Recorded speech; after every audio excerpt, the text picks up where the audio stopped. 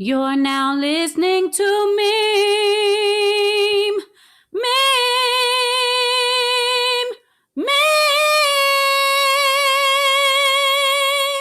You're now listening to Meme. Yeah, yeah. Meme.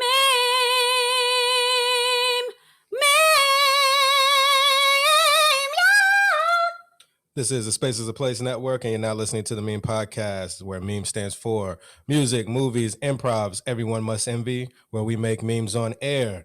We're the only podcast that memefies and discuss Black entertainment, past, present, and non-existent, that you need to love and respect for the purpose of you appreciating the culture more and us pushing the culture forward. I am Kim Wheeler.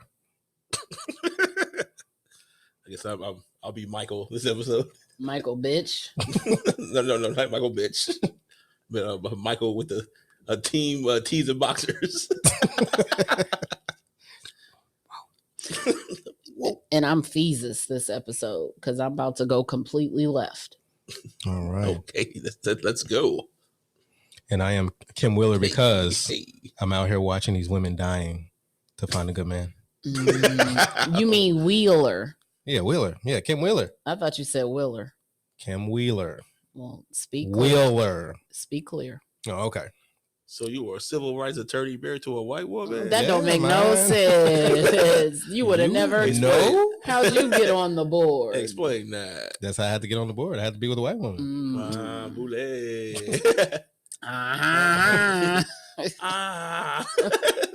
And we are the Supreme Meme Team. This is season 7, Soundtrack to Life, meme number 81, entitled MEMEFYING, Waiting to Excel. Hashtag hating to excel. Hashtag weak box on the backside. Hashtag toxic femininity. Hashtag Black woman move on. Hashtag where's Kevin Samuels when you need him. Hashtag it's because she's white. Hashtag God is able. Hashtag I want to say I'm sorry for the things I've done. To my mother, I'm sorry. Oh. Mama, I'm sorry. And to the victim, I'm sorry. That is the victim, the Black woman. No, he's the victim. Yeah, he's apologizing to himself. Hashtag stop inhaling. Right. Hashtag an organization of scandalous skeezers. Hashtag married men moochers. Hashtag a lineup of loose lassies. Hashtag a display of dumb dames. What you got? Hashtag Blasians. Because bitches love ain't shit, ignorant ass niggas. That's for Patreon. That sounds super racist. Hashtag a conference of crying. See you next Tuesdays. See you next Tuesdays. Look at this. So yes, you can find us on Spotify, Apple Podcasts, Google Play, Stitcher, and all podcast platforms. You're only getting season 7 and up on those platforms. If you want seasons 1 through 6, our pre-shows and after shows, exclusive content, you can go to our Patreon page at www.patreon.com/theMEMEpodcast. Donate, support, and become a meme or a MEME-BER. So topics of the discussion today, it's not the usual, but you know how we do. The first topic is, I can remember when. Then we're going to memify the Wedding Takes Hell soundtrack and movie. And last but not least, I really meme it. I really meme it. All right, so we can go ahead. Y'all got any shout outs? Shout out to the boy, Dupa, Woody. And then I'd like to give a special shout out to Junie, or as you like to call her, Carolina. Marlo. we will not be recording on her actual birthday, but your girl getting ready to turn 5. Happy birthday, Merlot. Happy birthday, Merlot. Junie B, Marley, The broad. Carolina, Suge. Sure. Happy birthday, baby girl. Happy birthday. Happy birthday. All right. You got any shout outs? Shout out to all the people who have talked to about this movie and given me some interesting insight that we'll be displaying on this episode. All right. And shout out to Cherry Moon. This segues over into the first segment. So shout out to Cherry Moon, our mother, for taking us to go see this lame movie back in 1995, New Year's Eve. So let's go ahead and segue over into wait, before we get started, you're gonna get started and let us know early how you felt about this movie. You already said it's lame. Show's over. Thank y'all for coming out. God bless you. Yeah, Good night. Y'all know how to run these this equipment. You know what the buttons are. I'm out of here. I'm about to go You lay about down. to go lay down. Yeah, I was well let's go ahead and get into I Can Remember When. So yeah, so Cherry Moon. So Waiting to Exhale. Let's me go ahead and run down the list of what Waiting to Exhale is about, who's in it. So Waiting to Exhale, a 1995 African American romance film directed by Forrest Whitaker, starring stars such as Whitney, I'm Your Baby Tonight, Houston, Angela, I'ma Set Your Car on Fire Cause Niggas Ain't Shit, Bassett, Loretta, I Play Blade Brown's mother in Class Act, Divine, Michael, Things Ain't Been the Same Since Joe Clark Fired Me from Eastside High, Beach, Donald, Audio Son, Faison, and Gregory Hines. Yeah. And Leela still got Can nothing. we say taps, nigga? Leela, Tapping ass nigga, Leela, who is Yeah, rest in peace. That's why they disrespect his name. Leela still got nothing. Oh, you say that about Leela Rashad? Nigga? Nothing. She Yeah. got nothing. Oh, sorry. Yeah, I did have that on there. Where is it at? Oh, I skipped over it. Where is it? Oh, this is what happened because I added it. Let me see. Because I said Leela, my feet was fucked up in Boomerang. Where is that? Rashawn? Yes. Sorry, Leela. You almost ducked that, but she brought you back into the mix. So yeah, I did have that last week. Thank you for bringing her back in. Well, So- I mean, she is one of the stars, Right. like one of the main characters. You can't Not at her. You She can't- is the main. You can't say something about Audio Son, but But not leave, say Leela. Yeah, That's my bad, Leela. I had you in there, and then it was you know when a nigga say, She you should've been- know, Yeah, he no. lying. But she's been the star of my subconscious for years. We didn't need to know that. Okay. So yeah, so back to what I was saying Said it with in a woke way. Thought that'll work. nope. I guess not. Shouldn't have did that.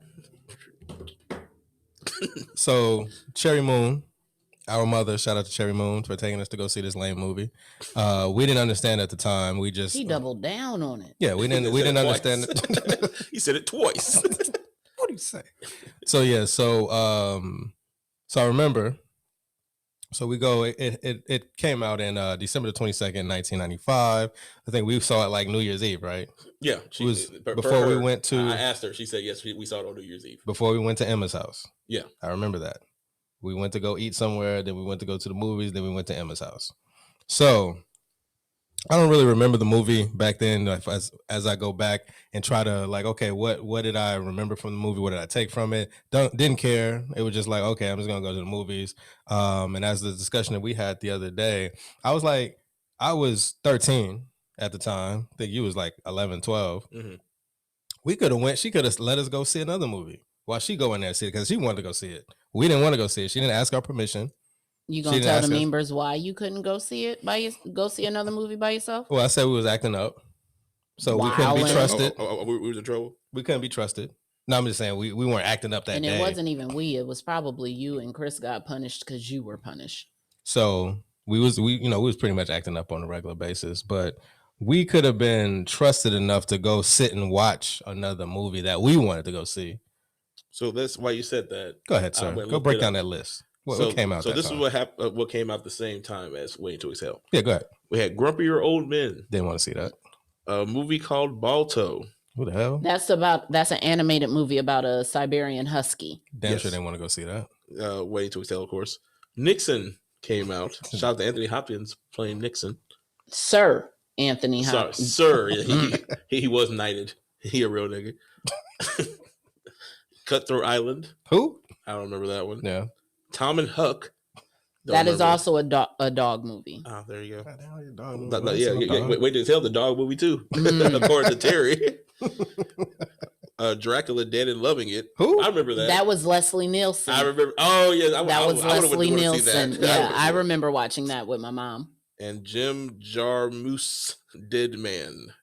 So we didn't have no options really. So just be happy. No, I wanted to go see goddamn Dracula Dead and Loving It. It was a comedy. Yeah, no, because I watched the Naked Guns. All of it was a comedy. What rated? What rating did it have on it? Probably PG-13. No, that's an R movie. But boom, we wouldn't have been old enough to. But pause for a second. You know what was in the movie at the same time? What was in there? Toy Story and Jumanji. I mean, I probably would have wanted to go see Jumanji over Waiting to Exhale, but I wasn't into Toy Story like that. None of these movies even sound like something you would sit down and watch. So I needed to go see it like a rated R, but I wasn't old enough to go by myself. But we had seen goddamn Terminator 2 Judgment Day by then. But we went with Tracy though. And we saw goddamn did we see Tales from the Hood by then? But you didn't go by yourself. You didn't go by yourselves. Yeah, we had to be a company. So you had to be a company. No, I'm saying we had to be in a company to watch those movies. We should be able to be left alone to watch goddamn Toy Story. I wasn't trying to see that though. Okay, true.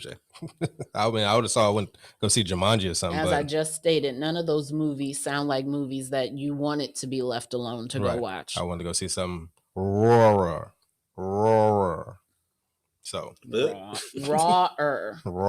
Okay. Grr, huh? Hey, chill out, Lionel. What? Right. What did Savannah say? Grr, huh? Now I'm a keeper at the damn zoo.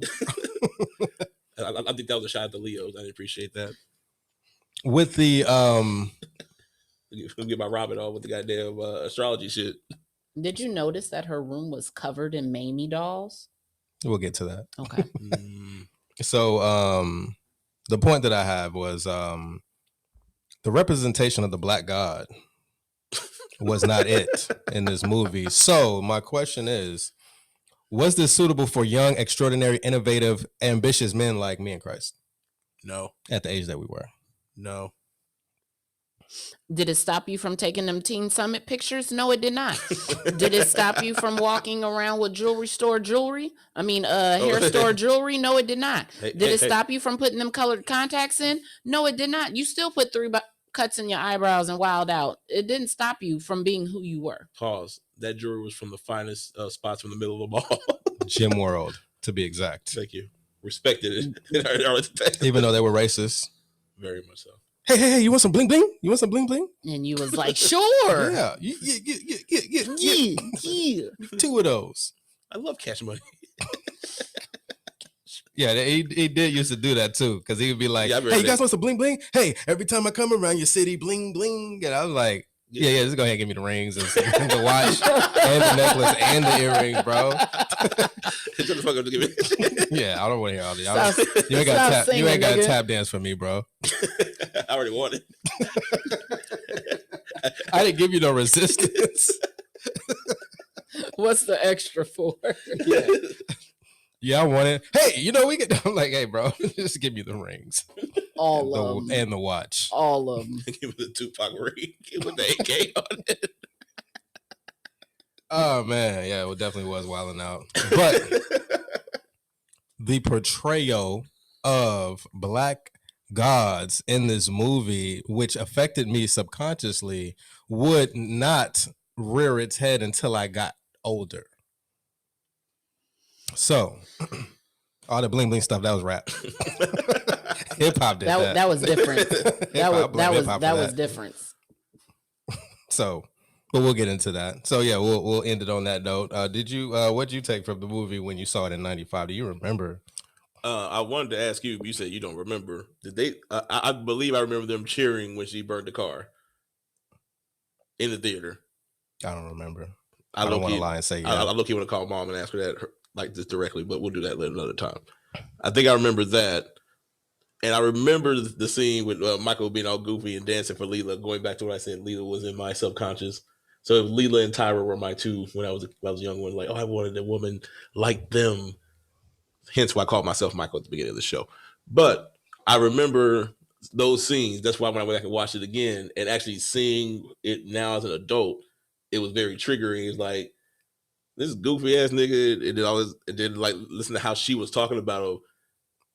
I'm trying to think of another movie that ties it back. Oh, Nutty Professor. We doing Nutty Professor too, right? Mhm. It's another one that reminds me of that. The scene with in the comedy club and shit. So those two scenes were like really like triggering to me when I was a kid. That got brought back around as an adult. So as I watched this movie, I tried to pay attention from that angle. Like, why did it trigger you, and then how did it affect you subconsciously? And it was a very interesting delve when we watched this movie.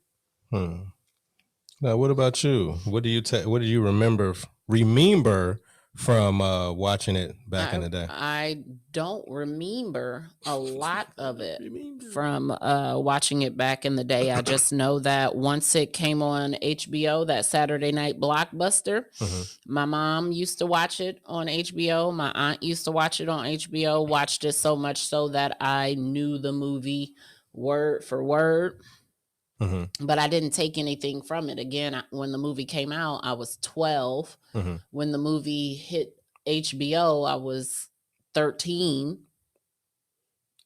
Do you remember if you liked it back then? I don't remember whether I liked it or I hated it. I don't recall any emotional value to this movie. You just remember it being there. That's all I remember. I remember the soundtrack being played consistently in my home. In my mom's she had a minivan. In my mom's minivan, my aunt had a Bronco that was my uncle's. I remember it being played in her car, but I don't remember like how I felt about this movie one way or another. Again, I was a 12, 13-year-old girl. None of it was prevalent to me. I hadn't been hurt. Nobody cheated on me. So I didn't feel anything. What were you listening to back in those days? Whatever my parents were listening to. Gotcha. It was a lot of my mom, my dad, very eclectic, which is why my listening is the way it is now. Very eclectic, listening to a lot of things. You wouldn't think that my dad loved rap as much as he did, but. Gotcha. Learn something new every day about you. So yes, so we can go ahead and jump into the soundtrack. So we were too young, as I assessed. Too young. Shout out to Prodigy. Hey, and give me a high five on that one. Yeah. High five featuring a young Prodigy. As time passes. Not bad. So yeah, so we didn't really remember the movie back then because we were still young. Too young. But boy, do we got some words for it now. Boy. Because I didn't understand the movie back then. I was just like, okay, I remember the key moments in the movie, but I was just like, oh, okay, yeah, all right. This is for moms. We just here. So let's go ahead and get into memifying the soundtrack and the movie. So we'll start with the boring, lackluster soundtrack. Boy, the lazy writing of a young booby facet. And when we say booby facet, what do we mean? Baby face. Because here on the show we mess up people's names on purpose. Because why? It sounds. We make good. memes on air. It sounds good. Booby facet. So he produced, wrote, and made the beats as produced. So he produced and recorded. Because it's people that get technical about production and beat making. So you could say to get that third thing in there, he produced, wrote, and arranged. He did arrange. Executive produced. The boom. Yeah. Wrote and arranged. So question, he did all the Boomerang too, right? So he was tired. So you gonna give him a pass? No. I'm just saying he was tired. Okay. I'm gonna give an explanation. I was about to say we handing out passes early, huh? and then he dropped the For the Cool You album too around the same time. 93. That was 93. He used all his he used the whole dictionary on For the Cool in You and Waiting to Exhale. What was his album? Oh, The Day. When did look that up? The Day was like 96. So the niggas run out of material, nigga. He's tired, nigga. So he did For the Cool of You, the Boomerang. He also wrote John B's album around this time, so he didn't have yeah. anything left. And this is around the time of Tony's Secrets, if I'm not mistaken. That was 96. So he was 95. He was writing it. He was all out. He didn't have none left. You're doing a lot. Doing the most. He could have gave this to somebody else. He could have called in Jimmy Jam and Terry. They probably wasn't busy. No, they're working on Janet. They're working on A Velvet Rope. 96. Okay, yeah. Yeah, they're too busy. They had time to do that shit. They trying to change Janet. They were writing I Get So Lonely. I get it. Too much better shit being written now. And boom, let me tie in the Oprah episode. Or still was something I heard her say. They're talking about how Whitney had a hand in the soundtrack, and basically she should have took her hand out. No, but they were basically asked Whitney like, so basically was it like who don't you want on the soundtrack? And everybody started laughing. Then I started thinking like, who wasn't on the soundtrack? Janet. That's interesting. Yeah, why wasn't Janet on the album? Because Janet was just coming off of Poetic Justice. She had her own soundtrack out. Wait, when did but you can still be when a did part the Janet album come out? Was that 93 too?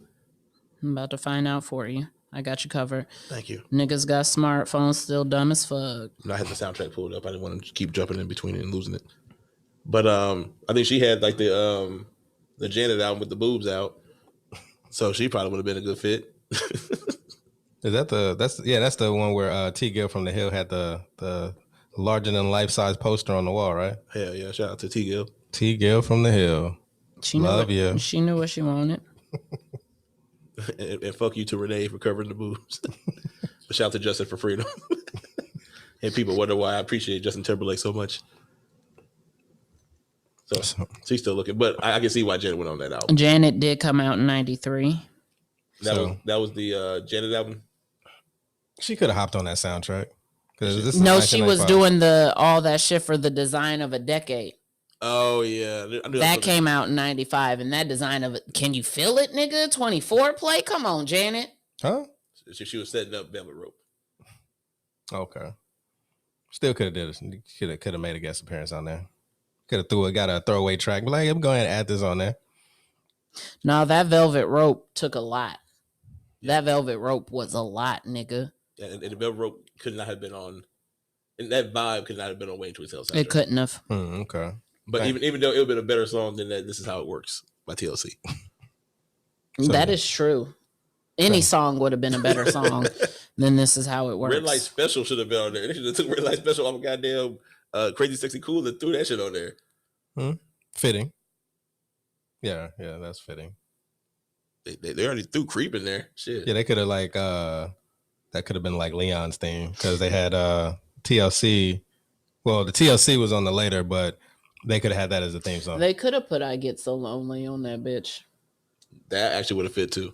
Good point. Yes. They, instead of Sitting Up in My Room, it could have been I Get So Lonely. Because you got to get that shit out of here too. Well, let's start with that because I had a question about that. So with all these, it hurts and why you do this to me? Why is Sitting Up in My Room on there? Because they have to have a young singer on there to inject some energy. Sitting Up in My Room is more of Gloria's theme. She just sat around waiting on her ex-husband to come back, and knock her down once every 2 to 3. Y'all get off me, because get off me. That's the only reason I can see Sitting Up in My Room. And Brandy had just came out and she was popping at that time. So you want to get the most poppingest of artists on your soundtrack. You know who else was not on this album? Who else? Monica. Monica was hood. She didn't fit. I'm Miss Thang didn't fit. I can see Monica and Whitney having issues. Square up. Oh, okay. So I ain't gonna say that. So we're gonna run down the list. Yeah, I got it pulled up right here. I got it pulled up. Shoot. Exhale. Shoot. I want to just talk about the redundancy of this song. every fucking cliched line that anybody of any value has ever spit in their whole entire lifetime was in this song. For every win, someone must fail. There comes a point when you will exhale. So will you exhale as the winner or the loser? I don't get it. Say it. say what? I don't. What does shoop mean? Listen, sir, hearts are often broken when their words are spoken. Well, yes. If you're searching for a place you know, a familiar face to explore, you should look inside yourself, and you're halfway there. Sometimes you'll laugh, nigga. And sometimes you'll cry. Life never tells us the winds are wise. But when you've got friends to wish you well, you'll find your point when you will exhale. Come on, come, shoot, babe. Shoot, babe. Shoot, babe. Shoot. I was doing that shit this morning and he was like, no. See, once again, like you see how that song puts you in a trance. See, it's some tribal shit. So going back to also, so you shake your shoulder. But boom, shimmying ass nigga. Let me jump to the end real fast. How did that movie end? Count on me. No, not the music wise. I'm talking about how the movie ended. What were they doing? Oh, right. That fire, bud. That ritual. With the Native American. The fire. No. Thank you. Fire. So boom. It's all a ritual. So boom. So Shoop, and also what you said earlier about Shoop. MK Ultra, going back to Shoop from Salt and Pepper. It activates your sacral chakra and get you all freaky and shit. Sacral. So, I want to shoot. I want to shoot, baby. Shoot, baby. So shoot, boom. Shoot, baby. So we know Shoop means fucking. So exhale, parentheses, fucking. To completion. So exhaling means to have an orgasm. Ain't that also what to die means? Boom. Shout out to Class Act. To die. Work that body. Hey, working that body is also shooping. Work that body. So I own it today. See how it come back around though. I like it. Full circle. It all connects. Dun, dun, dun, dun, dun. So yes, we get that to the drops. Yeah, I'm not paying Nas. The fuck. So, shoot. So start off strong, but we don't like the song. And let me tell you why I don't like it. I heard it so much. I heard it as a child. I didn't like it as a child. I thought it was. I played this. Watching that Oprah interview, I could tell Whitney Yes was losing her voice. This song is just that's crack rock. But this song was a reminder. It's kind of like easy, and we know. Like, put it like this: she did. I Will Always Love You for the Bodyguard soundtrack, which is considered one of the greatest songs of all time. Now, what about I Am Every Woman? She killed that shit, man. She also killed I Learned. She killed I Learned from the Best. Her voice came back. She said she chilled down on the smoking. When did I Am Every Woman come out? But what soundtrack was that on? That's The Bodyguard. That's Bodyguard? Mm-hmm. Oh, okay. Anything you want done, baby. What was fine back in that time? Okay. No, but I'm saying though. That was 92. Okay. Whoa.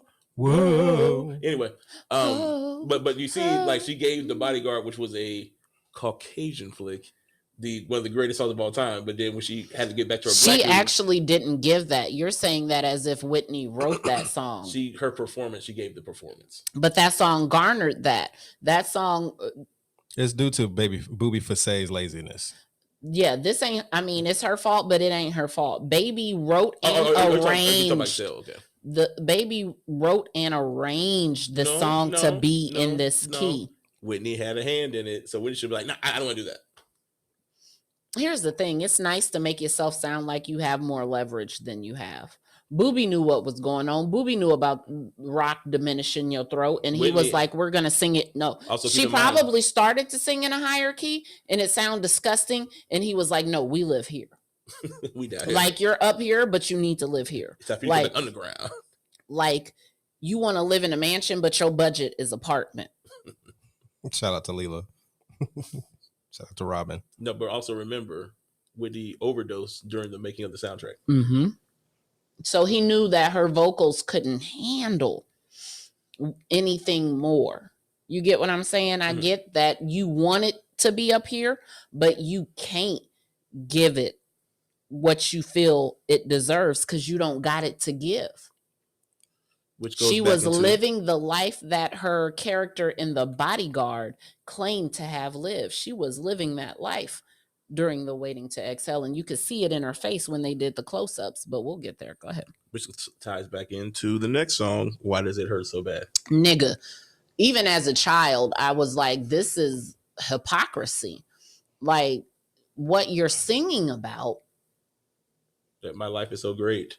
Since the day I left you, boy, I must admit life's been kind to me.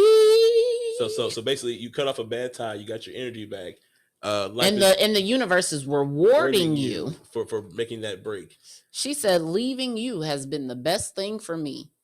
So why does it hurt so bad?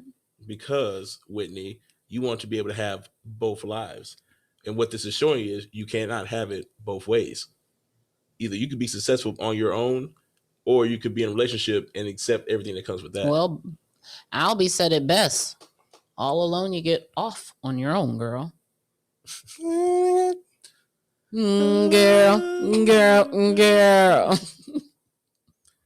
So we got I never know the words to that song. Tony Braxton's Let It Flow, Let It Flow, Let It Flow. Everything's gonna work out right, you know. Let it go. Woo! Which is the only decent song that Baby wrote. Well, my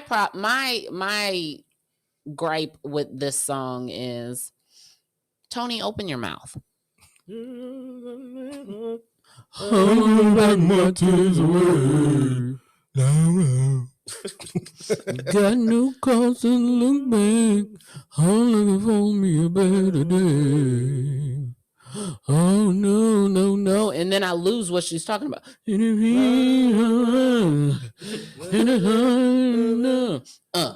the only thing that brings you is pain.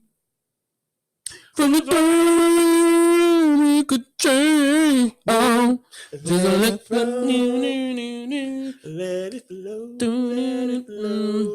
it flow. Everything gonna work out right, you know. So, it's a good song. I like the guitars and all that stuff, but it's missing something, and it may be her not opening her mouth. Yes. Sang it, bud. Sang it. She's not singing.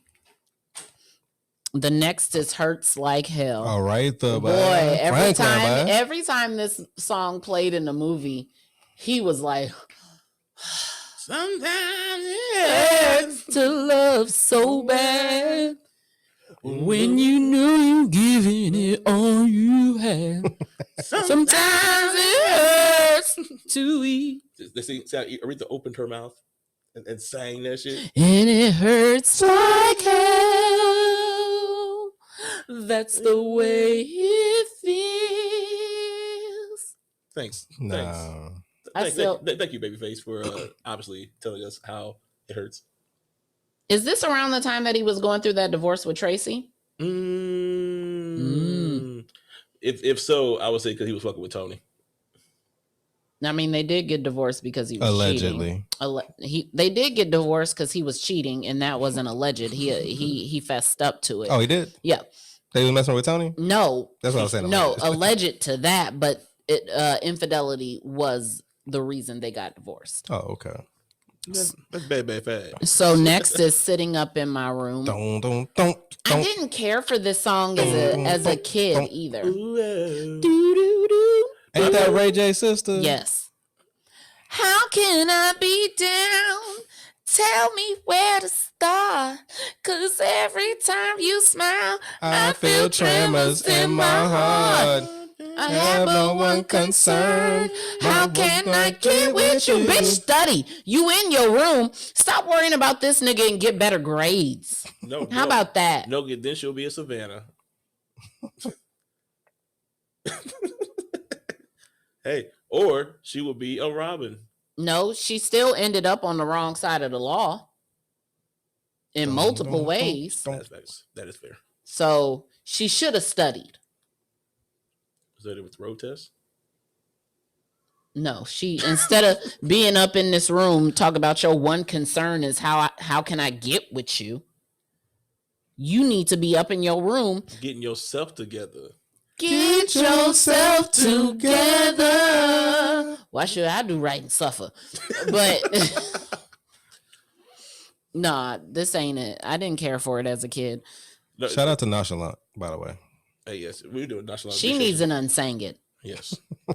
Unsang it. Until the day when I become what I will be always. That was her second single. Nobody knows that song but me. Just 5 o'clock in the morning. Where you gonna be? Outside on the corner. You better get yourself together.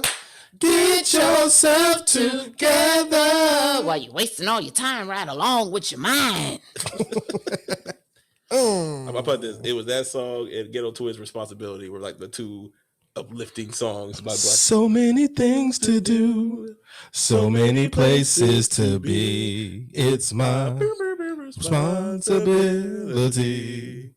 Responsibility. MGB don't hustle, then my Kids don't eat, and if my kids don't eat, then mama don't sleep. I got no time for no man saying he ain't worth shit. Anyway, go ahead. Okay, so the next is This Is How It Works. Put yourself into my body. This is how it works. When did Crazy Kiss Sexy Cool my drop? mouth, babe. What's Crazy Sexy Cool? That's 93? What is that? What year is that? I thought that was 95. It was?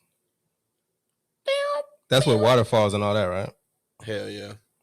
I seen. So they gonna put this lackluster song on the album. They didn't write this song. Oh, Booby wrote everything. Yes, Booby wrote everything. Oh, okay, all right.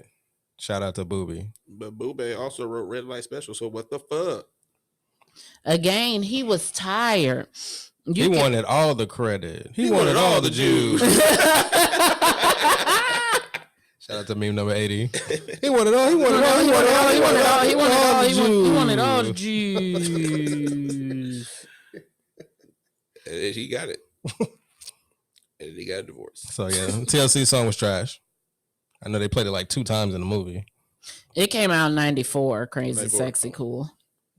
Okay. Then we have the iconic, the song that took it to the top. I know there are no guarantees.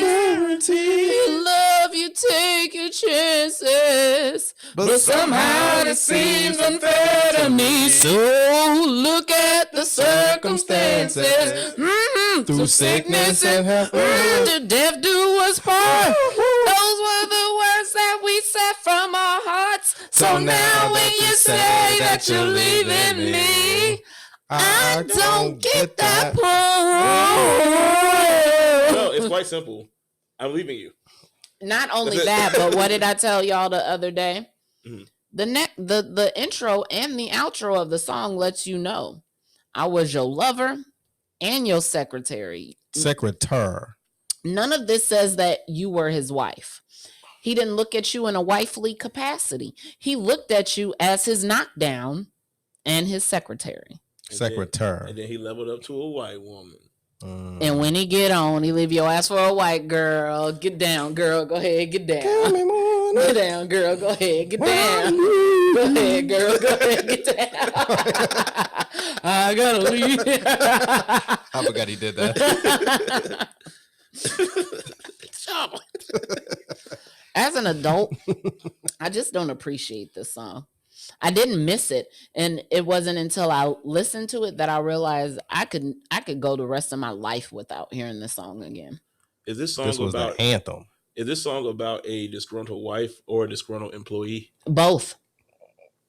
And again, this is both. This this sounds is like a what sexual happens harassment case. mixing Not a marriage. business, but we'll get into that. I'm just saying.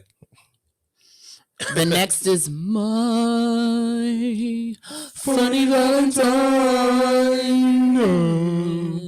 My sweet Valentine. You make me smile with my heart. Shout out to Kanye West with the goddamn addiction song. You make me smile with my heart. This isn't. Yes. It's not bad. It's not bad, but I don't care. If that makes sense. No, it just though it's good music. It's just the overall mood is like a dragging. It's like Yeah, because I mean, at this point, we've already been in this soundtrack to where it's dragged me down. And let me say this: I'm going to bring back a previous conversation we had up there on the table. You said, and I quote, that I'm crazy because I couldn't listen to the soundtrack before work. This is what I'm talking about. I don't hear no dragging ass music before I go and do that hostile ass environment. But you also jumped in Q's ass about getting ready to go to work. I mean, go to school. And being all hyped and needing to be hyped up. You can't have it both words. Into the dragon. Like you can't have it both ways either. There is no there's no middle. But no. But as we both know, Q wasn't getting ready to go to school. So you gotta get hyped up for a day with your boys. We go with the run from the cops. We run from Rodman. We run from Queen. And he needs to be hyped up for that shit. He gotta have his body on go. That's a warm up. And as you know, where we work at, we gotta have their body on go. I can listen to Let It Flow and goddamn My Funny Valentine. I listened to it while I would listen to it while I was doing what I needed to do, and I was cool. I just hated the soundtrack.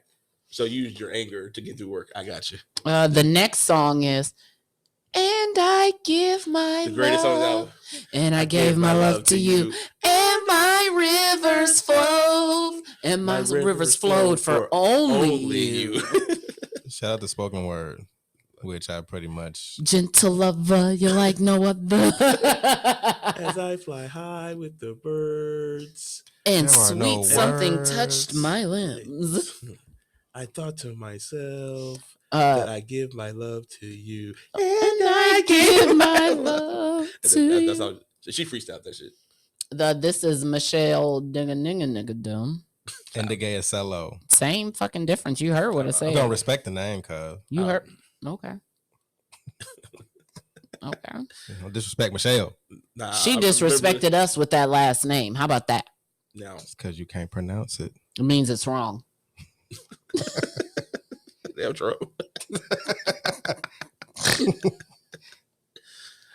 Oh boy. Bill Wall, don't you? Shit. The next song is actually the best song on the soundtrack. The Way You, nigga? No. And I'll do you all night long. Wait, when did they play that song? Do you anyway? When I was talking about Leon, when we didn't see Leon, she was talking about him when she was on the couch with the dog. Yeah, it's Leon's song because he'll do you all night long. I wanna please you. Do you wrong? Don't wanna tease you. Shout out to Sisters with Vocals, boy. Baby, that's the third best song call on the album. on me. That's the third best song on the album. Shout out to Booby for that. Yeah, I love that song. Yeah, I fucked with it. Hubby. It's a banger. He wasn't lazy with that one. And he was he was lazy as fuck with Way You. He didn't even make no sense. He was chanting, boy. Hey, Way You. What was Babyface being lazy but getting it right, and he wanted to keep doing it, and it didn't work out the same way. She was hungry. I want Chipotle. Don't give me Chipotle. I want Chipotle. A Burger King. A Burger King. Give me some McDonald's, son. Because that's McDonald's thing. I got that. Give me some McDonald's, son. I'm loving it.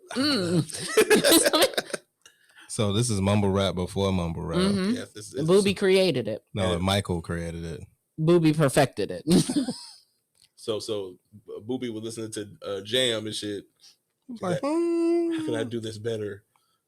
Mm-hmm. Use no words. Got to be Jam. It ain't too much. So It ain't. was Michael Goku. Jackson supposed to be scatting on Jam?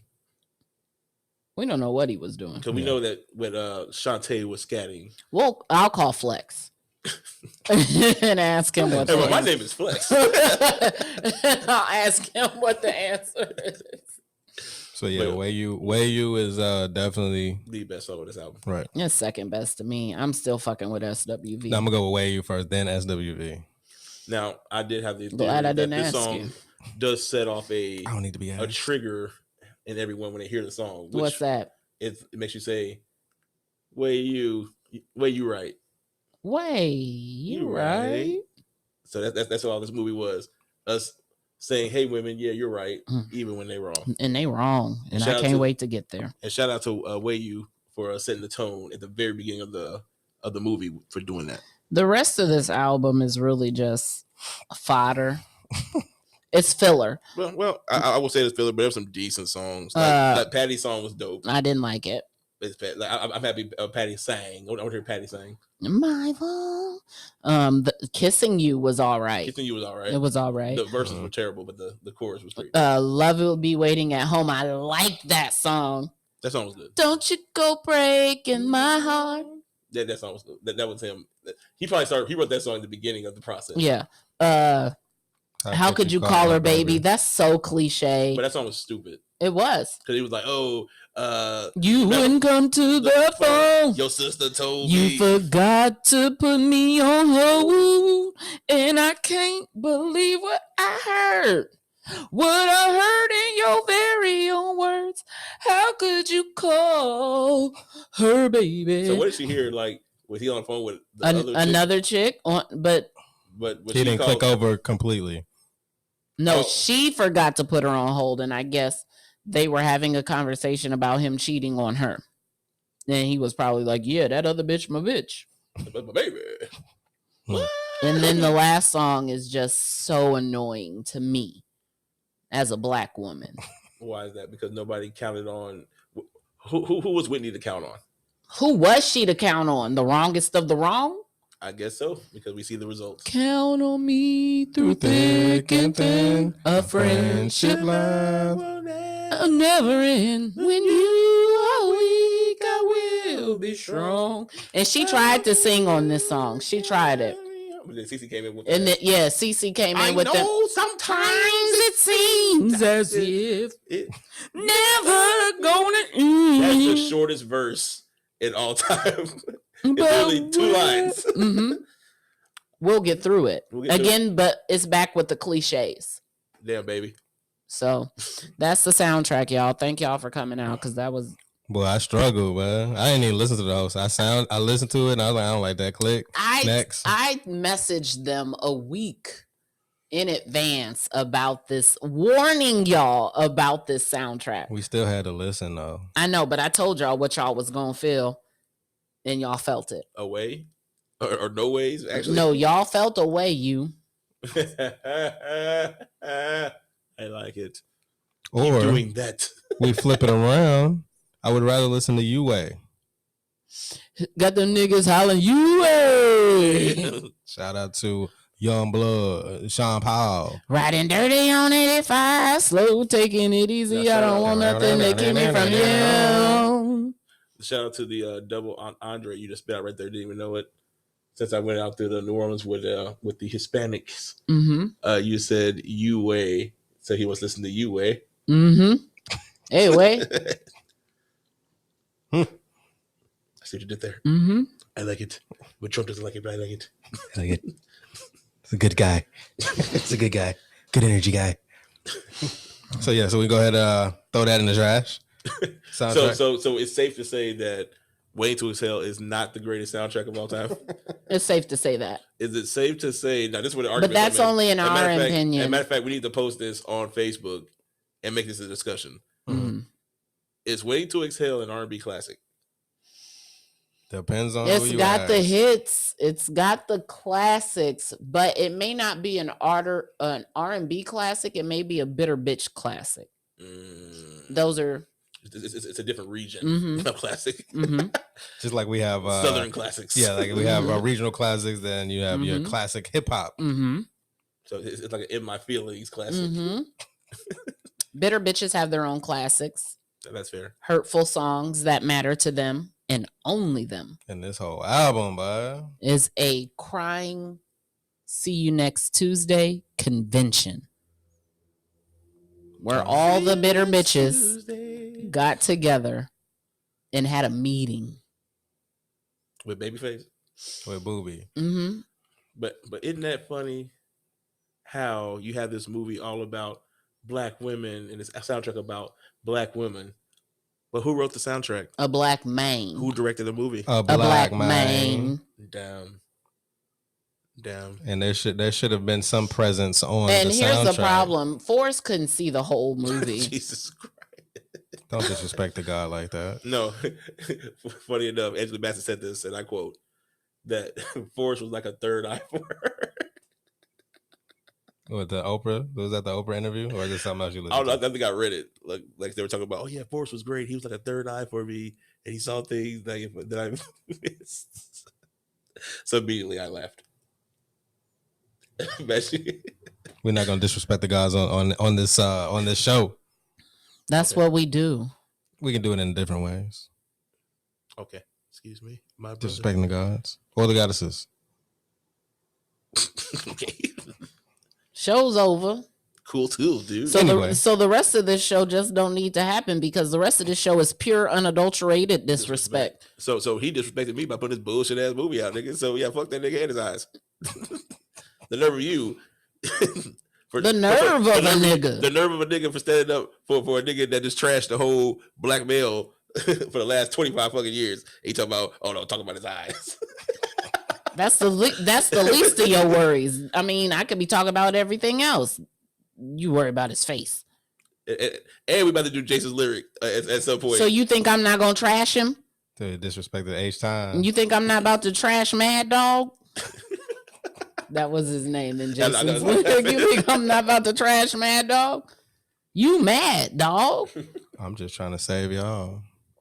You better edit this shit out, nigga. Oh, so you must be about to be quiet the rest of this episode. No, there's a difference between trashing the White for a movie. reason. This this goddamn symbolic. Keeping itself clean on this one. No, there's a difference between trashing the movies and what people put out, their music, their movies, or what have you, having discussions. Well, what I'm saying is this movie is trash because he couldn't see the full picture.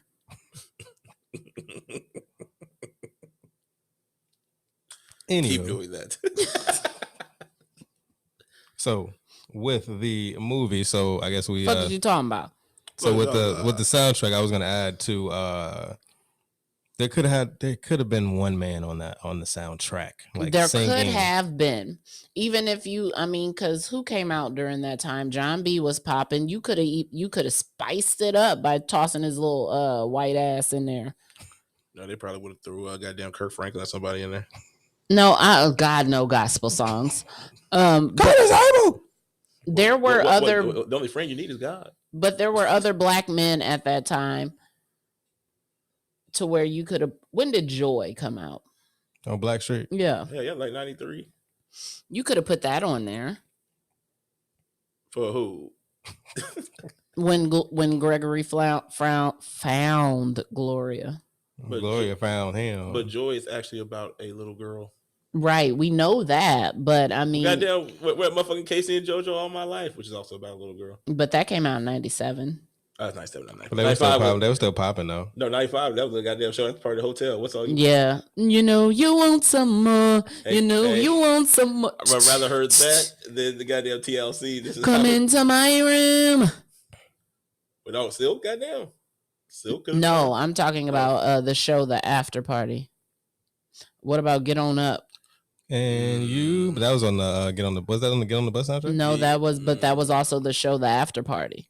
That ended the album. What about Love You for Life? Do you believe actually a really good song to put on there. And Yes. the promise that it had T-Boz in it. I wanna love you for life. Cause your love is why you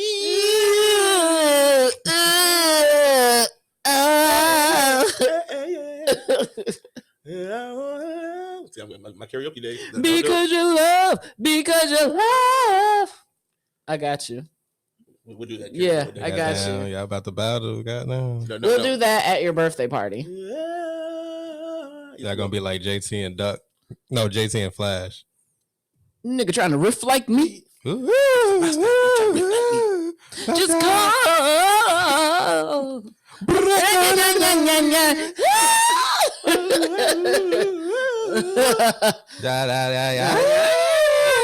want you to hold my coat. Like the way you hold me. Squeeze me tighter, baby. Yeah. How does I feel? And if you ever need me, I'm gonna leave you with this. Come back to me. And then I'm gonna throw EB's mic at you like this. Ladies and gentlemen, and then get back on stage. Cat daddy. Look at that. So yeah, there should be some there should have been some representation. That's what we just did. There should have been some representation of the male presence. It's true. On this album. It's true. Which goes to my my theory of there was an agenda. But we'll get into that. So let's go ahead and get into this movie. So get my notes out. Oh shit. Cause we about to take about goddamn 4 hours, man. Break this down. Break down.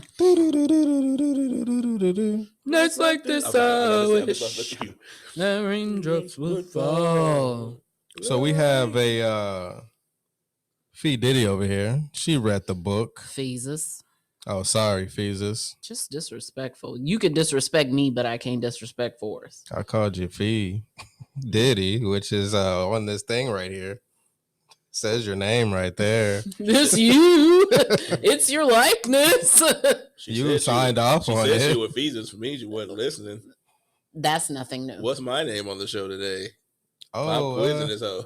I don't know. God damn. Nigga, he don't listen to nobody but I know my name. Yes, and you know what's funny? My name is your name this episode. Look at ass. Oh, John Jacob Jingleheimer Schmidt ass over here, and his name is my name too. My name too. Bitch, that's my fucking name. No. So yeah, I did read the book. You read the book? Yes, I read both books. So you enlightened us on a great deal of things. Mm-hmm. Go ahead and share with the memes out there. Okay, so as I told the gentle dudes of the Meme Podcast, what they could not do is fit 500 to 600 pages worth of drama into a hour and 45-minute movie. That motherfucker was 2 hours. They put only the points that made the book sell as many copies as it did, which would be the divorce statement, Bernie burning, the fucking court drama shit, Robin being a whore. I mean, Gloria doing what Gloria did, and Savannah being a side bitch. So, I'm going to bring up one little small part of the movie to illustrate my point with there's no emotional development. Mm-hmm. So you had time to put in this 2-hour movie, mind you. Mm-hmm. You had time to put in a scene where Gregory Hines is hammering something outside, and she comes to him and says, "Hey, you need to stop and eat this sandwich." And he's like, "Does it have cheese on it?"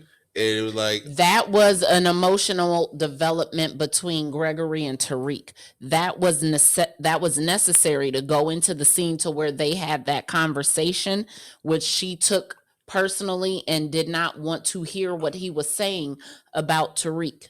Ready to leave. It fed into that scene. That scene was necessary. So that scene was necessary, but nobody found it necessary to figure out why Robin was acting the way she was acting. Yeah. Terrible writing. Yeah. Terrible writing. As I said, Yeah. and I know I already know what your comeback will be, but I said, hey, goddamn, X came from a book, autobiography of Malcolm X. They did a great job with details and stuff like that from the book to the screen. Mm-hmm. So I felt like there was no, they did a disservice, and there's no excuses for that. They could have took a little bit more time to build up certain things, and you can make some stuff happen. Give him what my rebuttal is. You said he don't remember. Back in the day, you said that it was they lost that as time went on because he had. What did you say? Yeah, what did you say? Exactly. Because I remember you said like it was a time issue. Not just time, but back in those days, you weren't going to get a movie treatment the way that you felt your movie deserved. Like a Goodfellas, 3 hours. As a Black writer, director, or producer. The movie company is not going to give you the same time that they're going to give a Martin Scorsese to be able to bring out that character development, to be able to add more into the film that's needed to portray what came out in the book. You're not going to get that time. He got that time from Malcolm X because it was funded by other Black actors and producers. Mm-hmm. It was not funded by a white movie house. It wasn't fully backed by a white movie production company. It was. It wasn't fully funded by them. No, it wasn't. That's what I just said. But, yes, sir. Go ahead. I just want to say that that's bullshit. Go ahead. Because at the end of the day, it's not about it. The movie was fucking 2 hours. Mm-hmm. First. Second off, most movies are an hour and a half. Third off, it's not about how much time you have. It's how good you fucking write and how good you act. The writing was terrible. The acting was subpar. Except for Angela. She did not write the script. The script was written by a room of Jewish dudes. So again, you're not going to get that treatment unless you write the script yourself. She didn't write that script herself. We're gonna say who actually wrote it. We're not gonna put that on them. The real estate agents. She wrote the book, but she did not write the script herself. No, but she did not. But she had to sign off on that shit. And in order to get shit made, you do have to sign off on shit you may not fully. And then even when I say that, I'm not disrespecting Terry. And I'm not disrespecting her either. I'm talking about who actually turned it into the screenplay. And there's always politics. There's always politics. Yeah, there's always things that go into it. And she may not have, this was her first theatrical movie that was made out of one of her books. She may not have had the doors that Spike had to be able to get additional finances to do more. Boom. You need to apologize. Mm-hmm. You said, and I quote, that the screenplay was written by who? A group of Jewish dudes. So that's not correct. The screenplay was written by Terry McMillan and a gentleman named Ronald J. Bass. That's a Jewish dude. He is not. Now you're just trying to spoon feed make it fit. And even he was an author, but he also wrote. He won an Academy Award for writing the screenplay for Rain Man. You know he's not Black, right? Yes, I've seen the movie Rain Man also, so I know that he can write with some emotional depth. Fuck you mean?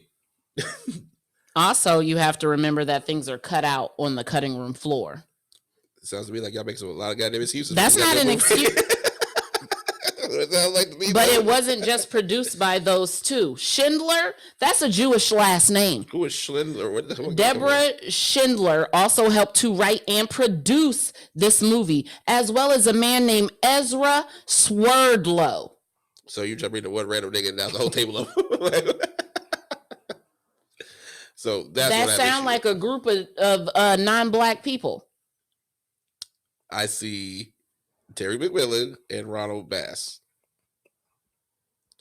Produced by those two. That's not production. Producing has nothing to do with the screenplay. Screenplay, when she adapted her own movie her own book into the movie, and with the help of a nigga who made Rain Man. So she fucked it up. Okay. So back to what I was saying originally, she did not give her own characters enough emotional depth, and she had 2 hours. She also only hit on the main points of the book. The main points of the book. So she was trying to send a certain message, right? Yes. So you can't get mad when we say there's no emotional depth. Nobody's mad. I know. I'm not saying you're actually mad. But when people bring up the argument of there's no emotional depth, and y'all say, "Oh, well, no." Who the fuck is y'all, nigga? Say my name. Say my name, nigga. You talking to me? Say my name. You just blame the table, a whole table of a race. This nigga said y'all. Y'all get upset. Who the fuck is y'all, nigga? You speaking to me? No, but then we break it down. Put some of that bass in your voice and direct it all this right, way. So let me say it like this, motherfucker. We proved to you that was written by the black woman and a white dude who made fucking Rain Man, which is a very emotional connection of a movie, but she couldn't do the shit herself. No, she couldn't. She couldn't do it herself. Oh, she wasn't doing the highlights of her own movie. No, she knows the fuck she was doing. She did the highlights. That's for real. It's only the highlights that were in the book that were in the movie. These are just highlights. So she purposely made it was Robin on purpose. the ditzy whore. Yeah, she did that. Why? I don't know. Why would you not put in the fact that her father had Alzheimer's? Because what did we ask earlier? One of the things we asked each other was, where were the fathers in these situations? Mm-hmm. I didn't ask that. I asked it. When did that happen? Sorry, me and him. Yeah, look, I didn't ask that. When did that conversation happen? Actually, I did bring it up when we talked the other day. It was mentioned. Oh, okay. But me and him had an in-depth conversation about it. Oh, okay. But we were saying, like, where were the fathers at? Because the fathers would have kind of changed the direction. The father conversation you and I had was regarding Savannah and side bitch syndrome. Side bitch syndrome. Hashtag. I already got it. Thank you. So we'll get to that part, but that was my issue. Well, I concede that because she did it. She did, and then my whole thing is why? Because she was pushing some sort of agenda, or as what everybody says about Bernie, she was just hurt because of what she was going through in her own personal life. So give us a breakdown of the book. What things were in the book that weren't in the movie? Well, Bernie knew about the affair. That was one of the first things you told me. Yes, Bernie knew about the affair, and I want everybody that watches the movie to pay attention to how unemotional she answered to him saying she shouldn't be alone tonight. She didn't give a fuck about that. She only cared about it was a white woman. And that's deflection. Hashtag because it's a white woman. That's deflection, but we'll get into that. Is Bernie racist? Not really. I think she is. She's an arsonist. But I'm sorry, not racist. Not racist. That's for sure. Not racist. I'm sorry. She is. What's the other word? She discriminates against white women. Prejudice. Prejudice against white women. Thank you. Prejudice. That's what I'm looking for. She is definitely prejudiced against white women. I don't even believe that's it. I think that in order to try to use some sort of escapism for the shit that you allowed, now he's an Uncle Tom. He wasn't an Uncle Tom when you was with him for these past 11 years, because if you felt so strongly about that, you would have divorced him years ago.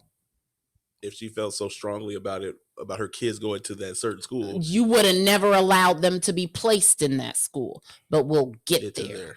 We will get there. So Bernie knew about the affair. Pay attention to how calmly she answered that, and she did not become irate.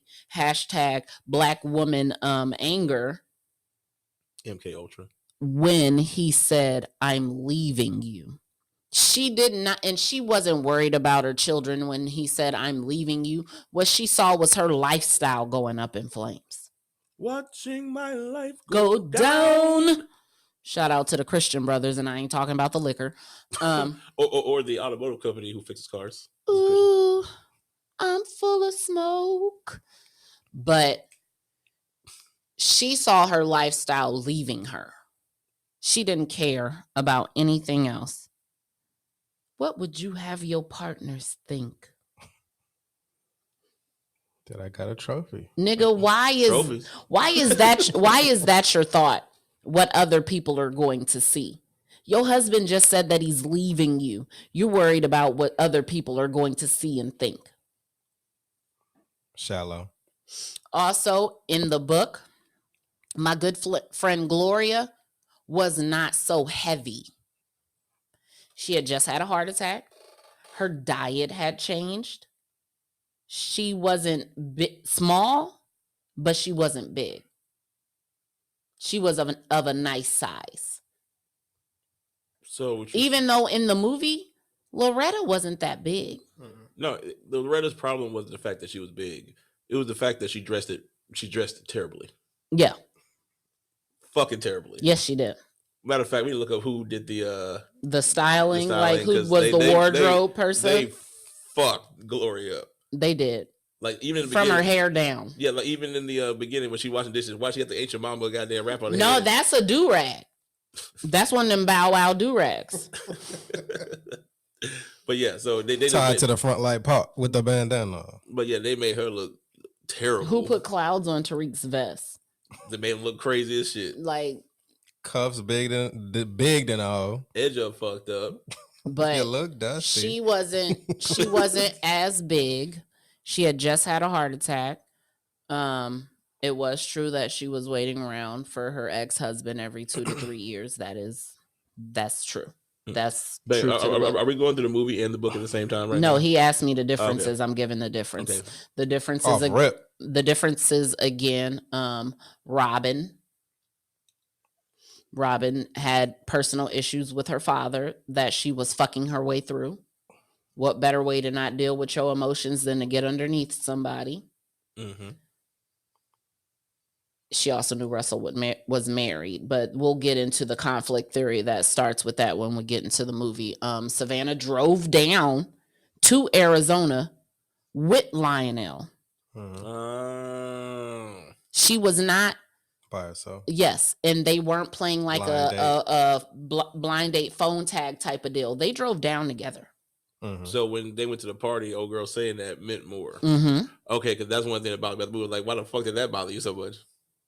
He hitched a ride with you to come meet somebody else. Gotcha. Real nigga shit. I fuck with it. And then Savannah was coming down to go live with Bernie. They lived together. She didn't live in a hotel. She lived at Bernie's house. She was there when Bernie birthed. So she was there to help pay. She was there to help pay the rent. She told her she could have a house for $5.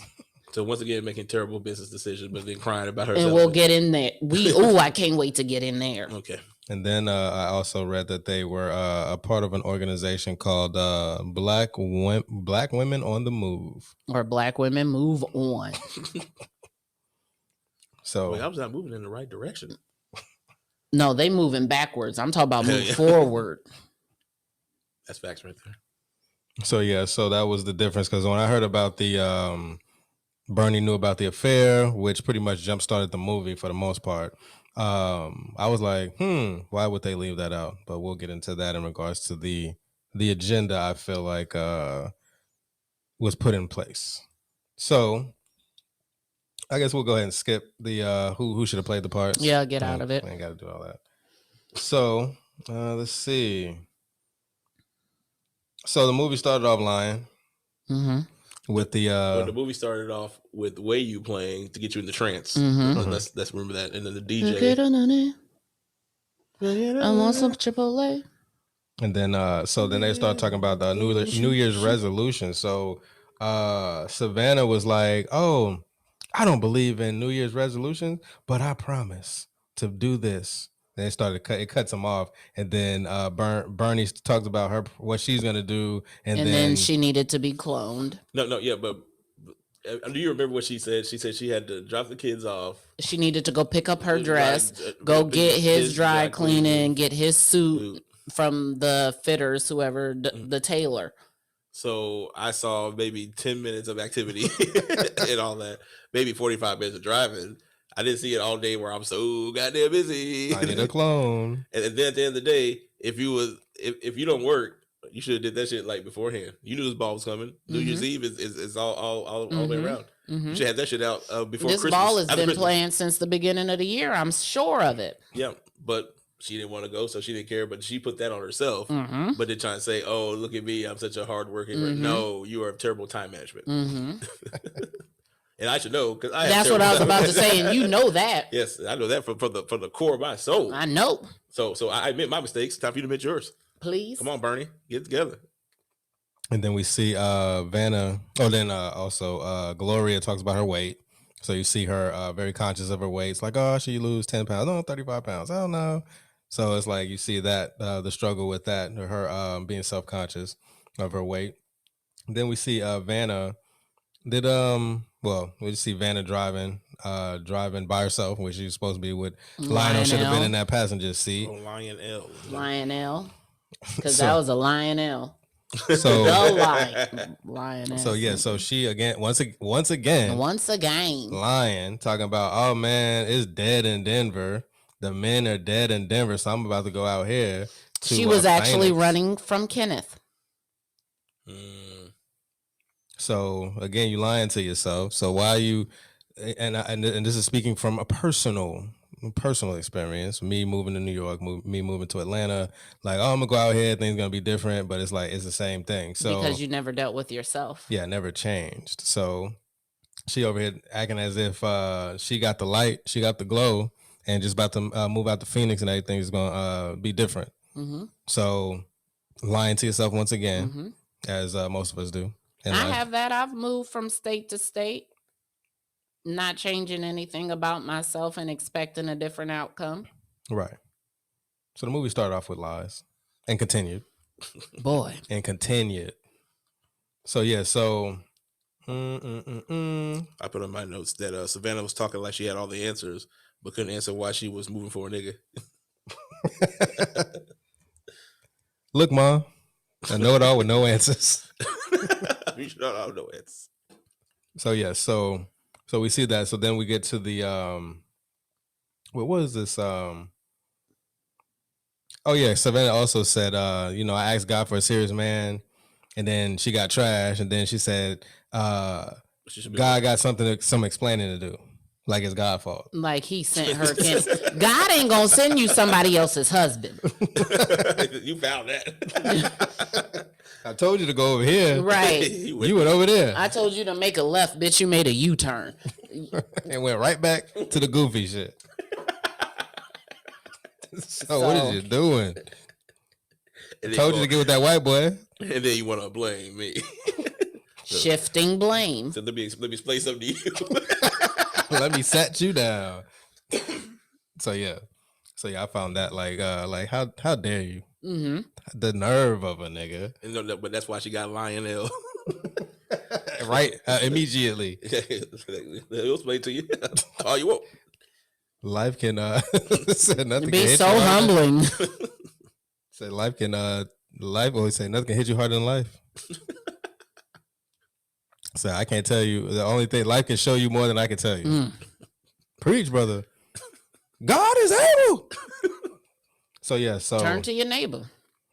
So then we get to the your boy John and Bernie in the bathroom. Why? It wasn't for real. So before he gives her the spill, she's already talking about, God, I wish we wouldn't have to go to this. So again. Hashtag God works in mysterious ways. Boy, because he's answering your prayers right now. Everybody praying in real time. But just not the way that they want it to be. Hey, but you got to, if you want something, you got to accept everything that comes with it. Ain't that what you used to say? Yeah. If you ask for something, you got to accept all the bullshit that comes with it. You asked to not go to this ball tonight. And now you never have to worry about going to another one of these functions again. Ever. Which is actually what you said. God, I wish we didn't have to go to this tonight. I would be happy if we never had to go to one of these again. And then God said, okay. He said, okay. Whatever you need, sis. God said, I'm going to help you. He hit her with the Jay-Z. He gave her. Okay. He gave her a hand. That's it. He gave her a hand. You don't want to start your catering business? I can't make that happen, but just get these balls. Yeah, just don't. Just check it off the list. That's like, he was like, you sure, sis? And then she doubled down and was like, first she was like, oh, I wish I didn't have to go tonight. And God was like, you sure, sis? And then she doubled down and was like, I'd be happy if I never had to go to another one of these in my life. And he was like, okay, here you go. And then the homie came in and was like, would you be happy if we didn't go to the ball tonight? She was like, no, he was. Oh, Jesus. Came through. And she was like, I'd be crushed. No, well, we're about to really be crushed. well, since you're already in position, let's go ahead, keep this going. Keep this energy going. Crush you into Hold on. Stay right there. about to crush you into oblivion. God is just speaking through me right now. Let me finish. Let me talk. Paul said to tell you. Could that be MK Ultra? Like he really just wanted to go in there and say, "Hey, I don't really want. I'm about to go out here and cheat. I ain't gonna say all that, but it's like, hey, let's just chill now. I'm about to go get some. I'm about to go get some Chinese food. Yeah, I'll be right back. Right, but then the line was long, but he gonna show up with some egg drop soup. Talk about the line was long. Whoa. Well, you know how it is on New Year's Eve, boy. They just made this. I was there all night, Bernie. It's fresh. So yes, so that goes into your theory of the because what happened at that time? The emergency broadcast system that came on, AKA the emergency mad black woman broadcasting system, because she whipped around. Huh? I know I just asked for this, but huh? No, but then you remember. What did it say? This is the test. So God was talking to her. This is a test. God was like, sis, are you sure? This is a test. Yeah, God, I'm sure. She doubled down. And she turned around and then called that nigga. Hey, it sounded like she was doing a hokey pokey. Yeah, did it. Uncle Tom's came out. He was that white bitch. But what you knew about her the whole time? It was deflection. Because he was like, would you be happier if she were black? And then she was like, I'd be happier if you were black. Bitch. Like, okay, bitch. First of all, I must have not been black enough when you married me. So why the fuck did you marry me and then have kids with me if I wasn't black enough for you?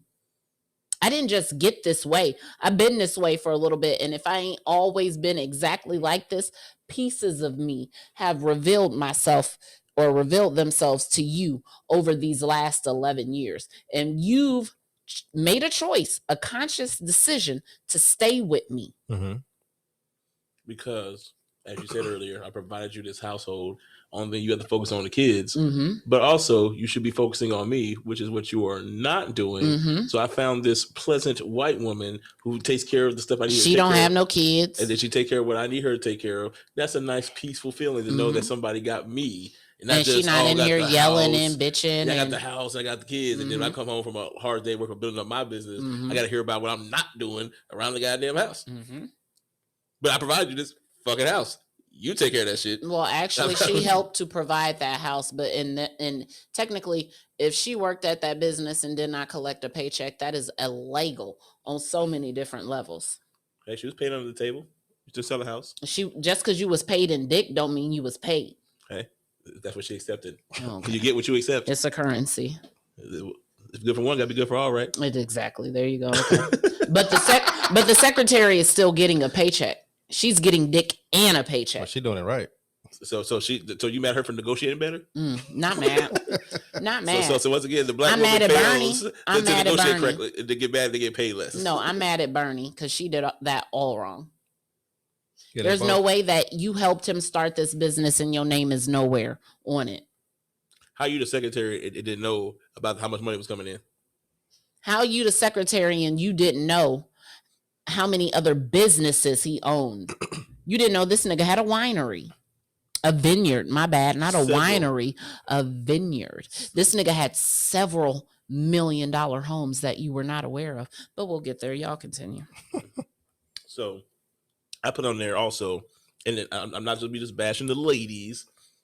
I'm bashing everybody. A beach head nigga. Bitch head nigga. A beach ass nigga. Bitch ass nigga. Sir, she knew you was fucking somebody else. Nigga, just go out for the night and come back. You're doing too much. And then you turn around. I'm going to the ball, just not with you. A, B, you don't talk all that crazy. You hear how she responded and say, thank you for making this easier for me. No, well, I don't give a fuck about that shit. Don't say, I'll be back next week for my things. Like you thought that shit was still gonna be there. Like, what the fuck? Nigga, you take this shit with you. You should already have the car packed. So I would have been like, as soon as I walked there talking about the ball, I'd be like, hey, that's the greatest time. It'd be like 3 movers behind me. Started gathering shit. That's the greatest time to talk about this. But yeah. This shit ain't working out, Burn. Actually, these 3 they're gonna get the clothes. I'm going to head to the ball. So don't interfere with what they doing, because they'll whoop your ass. But right. Yeah, I'm out. Have the American Gladiators come pack your shit up. Yeah. I did wonder that actually today when I was watching it, when he was just like, I'll be back for my things next week. No, like, nigga, you take that shit now. You don't see the fire in her eyes. That fire's gonna be on your belongings. Well, he need to get up out of there. He was like, hey, I'm about to go ahead. But here's my other part. As I said, she said, I'll be back next week. The nigga could have said, I went back tomorrow and still had his shit. Yeah. Because she didn't burn it till the next day. So if he came back that next morning real fast, got his shit. Or here's an idea. Here's an idea. Just spitballing. I know it sounds crazy, but that bitch didn't want to be alone tonight. You bring her with you and y'all pack y'all shit as a collective to show her that y'all are here in unity. Okay? Like you see how the white woman working with me, you working against me. You get what I'm saying? You ain't touched none of my stuff yet? Right. Like, you pack me and by the time you get done arguing with me, she's so good at her job, she got everything packed up, neat and organized, and it's time to move. And this is why she replaced you as secretary. And why my business grew. Books probably messed up. Winery. No, Books is... No, I'm talking about when Bernie was the books. And the books with that... It's like, yeah, dog, you go, like one of the white dudes put him to the side. Hey, dog, you need to... hey, dog. Yeah, you need to move her to the side, because you see these reports. Like, yeah, just keep her in the dark. We're gonna bring somebody. We already got something for you. We know you like them. We know you like them white. You know you like them white bitches. So I got one. So as we saw later in the movie, women are not doing very good with these reports. It has to be constantly checked by men. Exactly. So, that's very. So it ties in. Very pertinent. Very pertinent. Thank you, sir. So yeah. So maybe you just want to give us a week to cool off. Like, hey, I know you hot. I'm gonna come back and get my stuff next week. None of it, but okay, so mistakes were made. Yeah, because he left some expensive jewelry there. Yeah, I'm like, hey, I'll take these. I'm surprised he didn't have no pocket full of watches while he was talking to her. I was gathering shit up. Like, nigga, I would have been gathering things as can you pass me that over there? Yeah, no, I'm gathering shit as I'm talking to her. Bernie, this is a bad time, but I'm leaving you. I told you. Bernie, this shit just ain't working. Oh, no. Is that mine? Bernie, this shit just ain't working out. Man, I can't go to the ball. I got to move. Be responsible. So, yeah. Bernie, can you call the partners and tell them I'm going to be late? So, essentially, Bernie would still be married if she learned how to ball. Yeah. She didn't know how to play the game. You learn how to ball, bud. So the next thing we got Robin. We see Robin talking about Russell. We got damn. Russell is a Pisces. Right, but my problem is that she talk about Russell and every woman. The problem is every other woman on the planet wanted him, and I had him until I found that slip in his gym bag. Bitch, it wasn't even about other bitches. He was married. Come on. Hey, it's Leon we talk about here. Have you seen The Temptations? I have. I've seen 5 Heartbeats. I have. But check this out. He ain't even. Story? He's not even built like. He's not even built like the dude she had taped to her fridge. She had bodybuilder like type niggas. Lou Ferrigno on the. You get what I'm saying? She had a tiny Lister taped to her freezer. So once again, the inconsistencies of what you speak and what you think. I wrote it down as conflict theory. Oh yeah, that's right. We did. Yep. We had the same idea. The conflict theory is prevalent in the women's views of their own lives. They've lied so much to themselves that they're starting to believe their own bullshit. I got it written down as weak box suspicion. Mm. So if none of these people can keep a man, that's Robin in particular. It must be trash. You can't keep a man that ain't yours. But let's start there. But if you have superior box, that man will leave. Let's start there. Men will fuck their lives up for less. Let's start there. Men have but men with more to lose have. What does Russell have to lose? Nothing. What did he do for work? We don't know. We don't know that nigga. So once again, bad character development. Shout out to Terry. All right, cool. We just know that he had fire penis. It had to be. It had to be. In order for you to be in competition with a wife, that dick had to be fire. That's all. And whoever slipped that wasn't in the gym bag. Because I'm pretty sure if he's cheating on his wife with you, he's cheating on his wife with other women. That's usually how it goes, right? Mm-hmm. Okay. Shout out to Russ. Out here giving away secrets. So then we got the Bernie second album? or Gloria and her son. Gloria. My Gloria. That don't been the same since you've been. No. I don't want to stay another day. Oh, yeah. Ooh. I thought he said, I don't want to see another day. I thought he said that too. You didn't want to stay another day? Well, obviously, all right, so didn't want to stay another day either. Well, my note on that was Tariq was just trying to talk some sense into his mom. Tariq was trying to increase his mother's body count. No, first of all, it wasn't just about increasing her body count. What he said to her as soon as he walked into the kitchen is, Ma, I wish you were going out tonight. Like, I wish you had more. I wish you had more of a life than sitting in here eating these unhealthy foods that you're not supposed to be having. She had chicken, collard greens, potato salad, mashed potatoes, some French fries, some cornbread, some fried okra. Several starches. Not much vegetables. No, they had vegetables, but they was fried, dilated to the side. So Tariq was just really trying to talk some sense into his mom. Like, I love you. I wish that you had a social life or more of a social life, if that makes sense. Mm-hmm. Right. You sit, and then she got the nerve to mention, you know, your daddy coming on Tuesday. He was like, what the fuck that got to do with me? What the fuck that got to do with me? Shout out to Big Worm.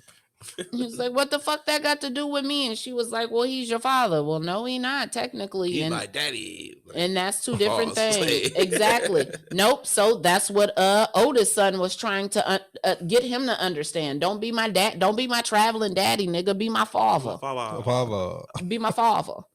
So that's not my father. Yeah. That's my daddy. And technically, that's not even my daddy, because where did he sleep last time? Yeah, that's your daddy. I hear you calling him daddy.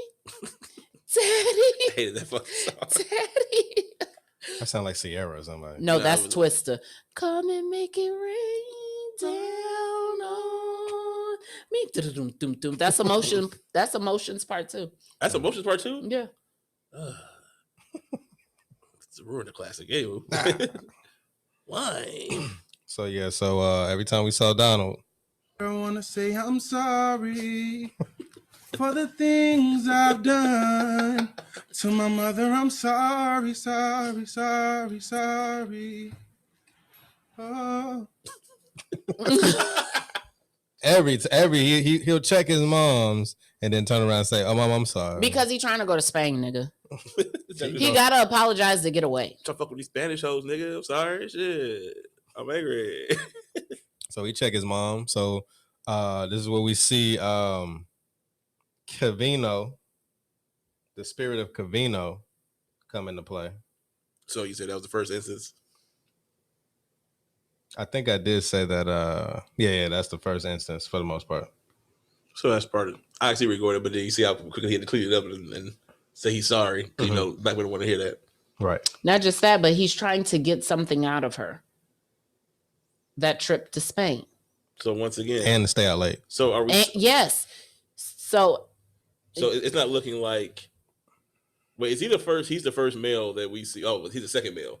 Mm-hmm. So we already got the first ain't shit male out the way. Mm-hmm. So now we got Tariq. And he's not ain't young shit. Male on the ride. He's not ain't shit.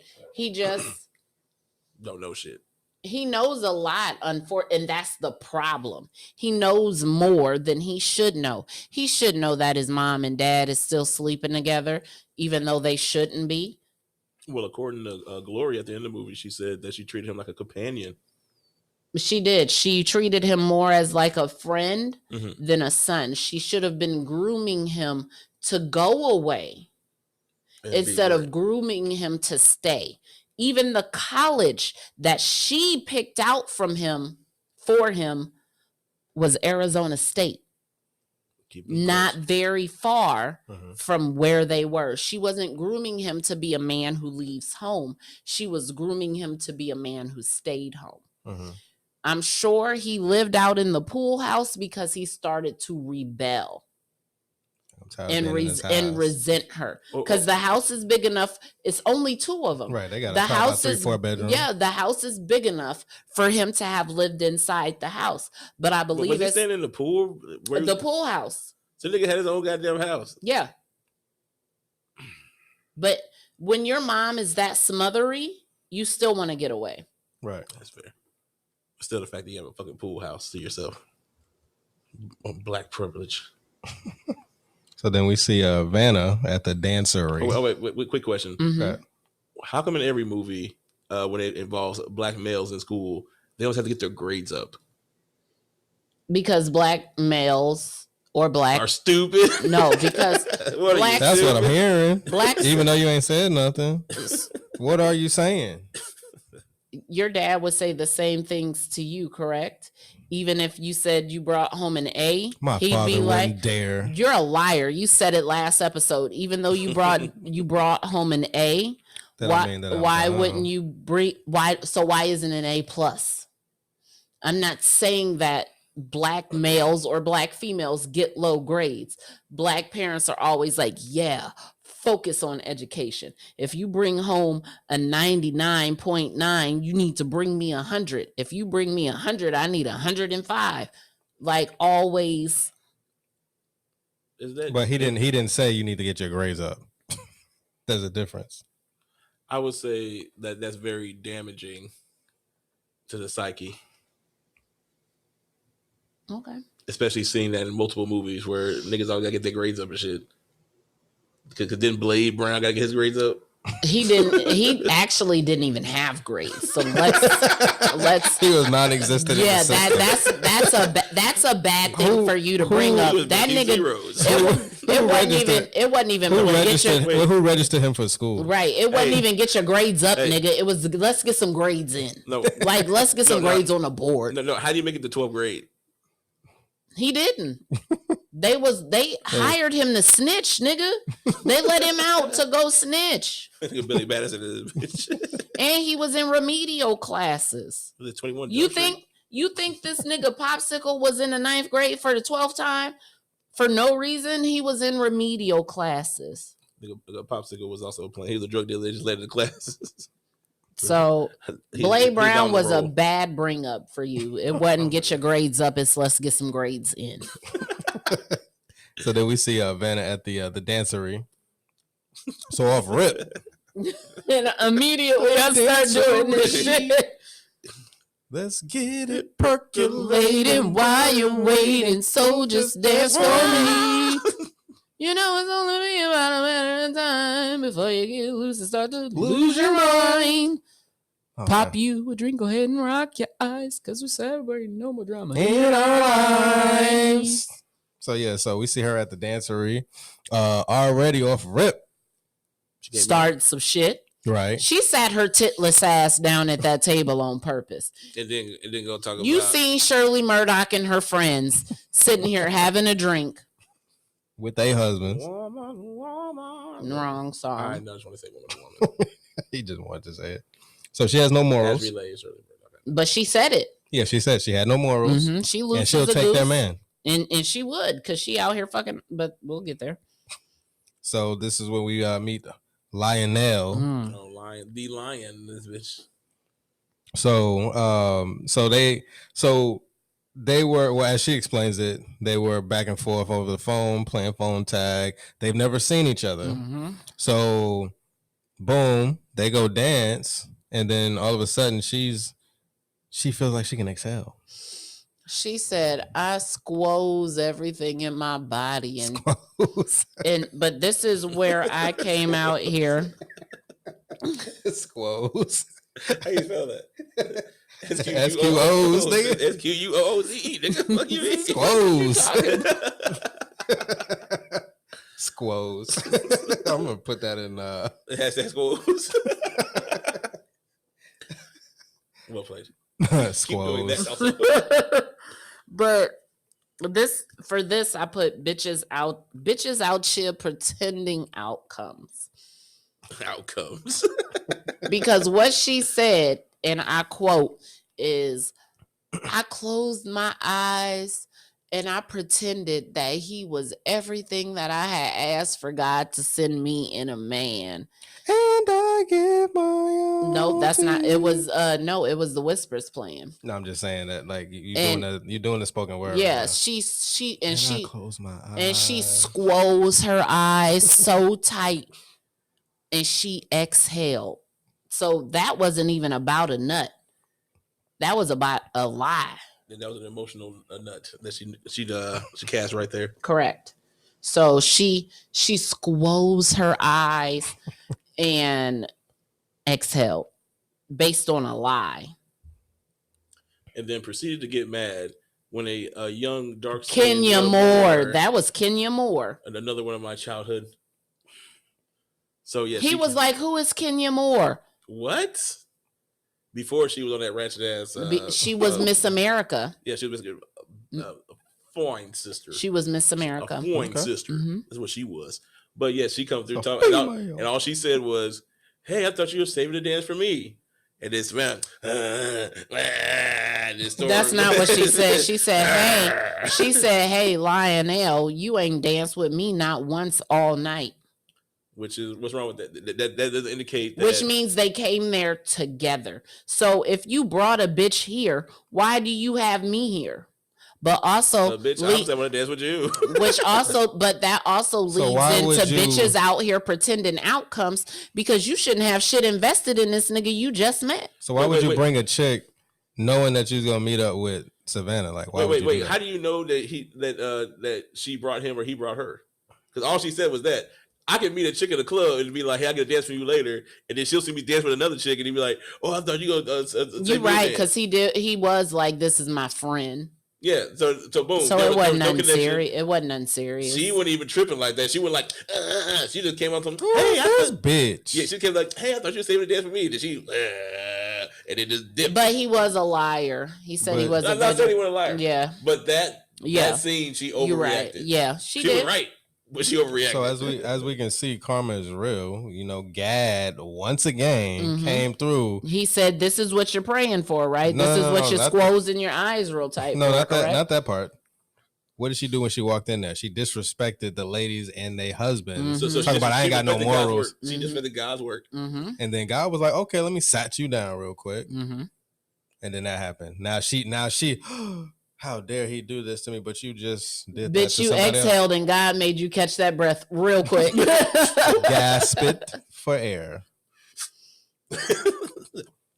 So we'll bring this up in the Kevin Samuels part, but this was a very telling part of what Kevin talked about in that scene.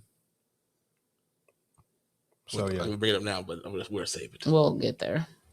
So then we have Bernie waking up in a slumber. And it seemed like this shit happened days ago, but Bernie's still wearing the same clothes that it happened in. That means Bernie ain't bathed. She obviously stank. She has stank attitude. So this is because the hairdresser said he seen her 2-3 days ago. Oh, Wedge. Joseph. Yeah. So yeah, we'll get to him. So this is the scene. Kids doing shit. Exactly. Oh, then she dropped him off school and then went back and laid down? What scene was that? That was after. That she woke up that first time. Yeah, she woke up, put the kids, dropped them off at the bus. Yep, got some coffee, and then still in them same stank ass clothes, proceeded to clean out John's closet. But she didn't want to clean herself. You worry about again. We'll get there. You worry about the wrong things. The wrong things. Yep. So through all the melee, The melee. through all the melee, dragging that wagon down. Dragging that wagon. And I ain't talking about her buns. I ain't talking about her buns. So dragging that wagon down the stairs with no shoes or socks. Mm-hmm. I know you stubbed your toe somewhere, hit something. Put some shoes on. Which made it even more angry. Right. Because that anger went up a tempo after she went down the stairs that first time with the wagon. Now this is where it gets interesting to me. So per Angela Bassett, she said, and I quote, that she did that scene improv and she went to a trance. So she must have just got done listening to Shoot. Away you. But that was very interesting to me because one thing I remember about that rant was we talked about outside how the kids going to the certain schools and she didn't like that, and then you left me for a white bitch and all that stuff. If that was impromptu, where did you channel that from? Boom. And then secondly, you're in trance, so that's an even better point. That further proves that Angela Bassett and the character Bernie are very prejudiced against white women because she would not have that same energy if it was a black woman. But that goes into that deflection I was talking about from the first scene where he was like, would you be happier if she were black? There's no answer. She gave no answer to that. She deflected it as, I'd be happier if you were black. But the thing that you hate is the thing that you come face to face with.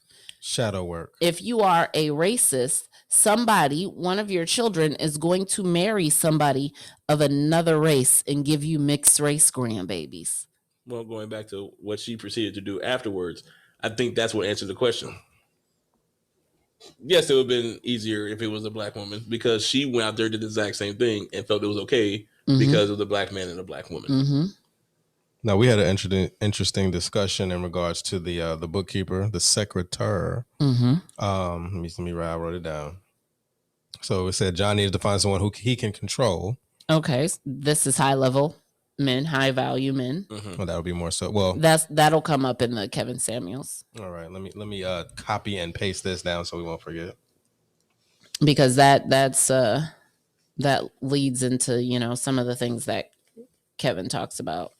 Cavino. So the 732 times. Man, let me. Okay, so, as my good friend, who are you today? I'm Michael. Okay, Michael. So nice guy, good guy. He is a good guy. So listen, Michael. At 51 is when he told her that he was keeping count. I want to say that you don't get married to have sex 5 times a month in 11 years. I say the fact that they had sex 5 times a month while being married for 11 years is actually pretty impressive. And with the fact that he's working hard building a business and the fact she was fucking other hoes. She was working just as hard. Doing what? Doing what? She helped him build that business. Doing what? That was the first 2 to 3 years of the marriage. So what was she doing the rest of them? I'll take that point. I'll eat it. But we don't know. We don't know. It could have been just the year prior. It could have been 2 years prior. We don't know. I think if she was working and involved, like it's like she ain't really say, but if it gives off that impression that it was like a year before, she would have knew more about the houses and stuff like that. I think she wouldn't be that. She was no longer the bookkeeper, so we don't know what kind of capacity. But I'll take that and I'll eat it. But that still just seemed like low ball for me. Like that's a low ass number for 11 years. Well, I guess given the fact that how we hear stories of once you get married you don't get any no more. You pretty much gotta fight for it. That's stupid. I'm just saying that a lot of people that's the stereotype, right? But that and maybe that is ingrained in bitches' brains, and that's why they don't give it up no more once they get married. And then I won't have that problem. Well, But if that's what's ingrained in the women's brains, then yeah. So, but cheating. No, but also this movie is more so about that aspect. You would say what match up more what you're talking about, because the whole aspect is, oh, black women are sexually active and they just want to get it in and still be in good relationships. And to me, this movie shows that you can't have it both ways. But they weren't getting it in. Who? And the boy was counting. Yeah, that they weren't getting it in, and I think that's why he was counting to say, "Hey, bitch, we fucked 4 times this month." Yeah, like you're falling off. You get what I'm saying? So, like, so you're taking it from the aspect of he wanted it, but she wasn't giving it. Oh, okay, gotcha. Damn, you brother. Only keep count of some shit that's wrong. Well, that shows he was good with his books. She wasn't. Well, obviously. So, she wasn't good with the box either. But the books on the box. So he's counting. So you gotta go. He's counting to say, hey, we've been married a year, 365 days, and we've only had sex 51 times of 365 days. So you get what I'm saying? He's counting, but he's not counting in a good way. He's counting to say, hey, I deserve more sex than this. So I was thinking from the aspect of she was saying that as in she wanted to fuck more, but he was busy, but then turned back in the he face. Wants more but she ain't giving it up because it's ingrained in women to hold out once they get married. Nah, nigga, let me talk to you bitches face to face. If you're married, you give it up today the same way you gave it up when he was pursuing you. Okay? And may I add into this? Going back to your whole thing, you were saying, what I keep calling it a deontology. What is it called? A deontology. Deontology. It's more funny to say deontology. So when you say what's good for one has to be good for all, you have to accept the fact that if you do not want to give it up, he should be able to go get some. Because what's fair is fair. Yes. So are we supposed to suppress ourselves to make y'all happy? If I was a dude, I wouldn't even cheat though. If I married you and you didn't want to give it to me, I'd jack off looking you dead in your fucking eye and bust off on your face. You a lie. Damn juvie. You a lie. Damn juvenile. The TV, I'll go to sleep on that whole day. And busted dead on your fucking face. You my wife. Talk about my wife. You're my wife. And now you wonder why you get me too. I said if I was married. I didn't just say I'm doing this to some. That's not rape. No, I'm not saying that. I'm saying hey, Cosby free. So why not fee? Also, speaking of which, we need to go back to revisit those shirts. Do it for the cause. Do it for the cause. Now we didn't have we didn't have two versions of that shirt. One's doing the original, do it for the cause, not because, and then do it for because, not because. So we can show support and hate at the same time. But I'm just saying, like, if I was in a relationship and you don't want to give it to me, what do you think I'm supposed to do? Exactly, but according to go cheat. No, you're supposed to hold it in and be disciplined. Semen retention. But then when we say that's toxic. But then when we say, hey, women, you need to do the same thing with your emotions. You're supposed to let it out. No. I'm about to make a great point here. Y'all just trying to overtalk me. No, you didn't hear this shit. Yeah, go ahead, sir. So the same way that y'all women tell men that they can be more sexual. No, you're bad. See, trying to break the chain of thought. No, that's his bad. That's blame deflection. I'm tossing blame. All right, so the same way women talking about men need to be more sexually disciplined, and you need to not be fucking out everything. You're supposed to be only worried about me. Okay, you need to be more emotionally disciplined, and then keep your shit together, not to wild out on some goofy shit. But then when we say that, what do they say? Oh, this is how women are. That's because women are just emotional. Okay, well, niggas just want to fuck. That's okay too. And girls just want to have fun. So what are we It's doing? Okay. That's all right, girl. It's okay. That's all right, girl. That's okay. All these chicken eggs want to fuck. It's okay. It's all right, girl. It's okay. So, Bo, And shout out to that Tina Turner ritual mask hanging up above the entryway to the garage. He was like, "What is that?" And I was like, "That's Tina Turner. You see the wig? That's from What's Love Got to Do with It. You see her mouth open and the tongue out? That's from when Ike smacked the fuck out of her because she wasn't singing Nutbush, right? Nutbush Cigarettes in house. So yeah, School. so yeah, that I caught that. I was like, damn, why is that mask just placed right there? And then the mask was right in the back seat. In the back seat when she right went to before go she, burn the burned shit. it. Yeah. So she burns it. That's the exhale, as you said, that the women were giving off in the theater back in the day. So she loved fire. Did she nut right then?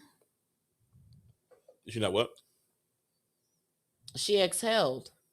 She exhaled a cigarette. No, she inhaled that cigarette. All right. Do it.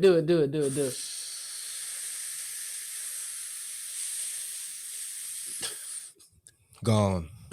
No ash. And pause. No, but going back to her first bad business decision, sell it, don't burn it. Here's my deal. And this ain't the Kevin Samuels part that I need to save this for, right? Mm-mm. So her main gripe, her main complaint was, thank you for thinking about your children. Oh, you're not thinking about your children. Bitch, neither are you.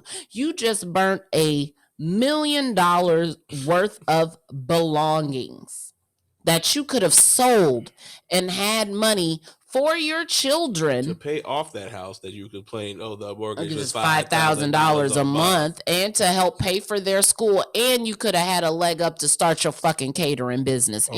Or she could have got sued. Obviously not, because she burned it up and nothing happened to her. I'm just saying, just playing like she could have sold it and got sued. Just as like if she, I'll bring it up now.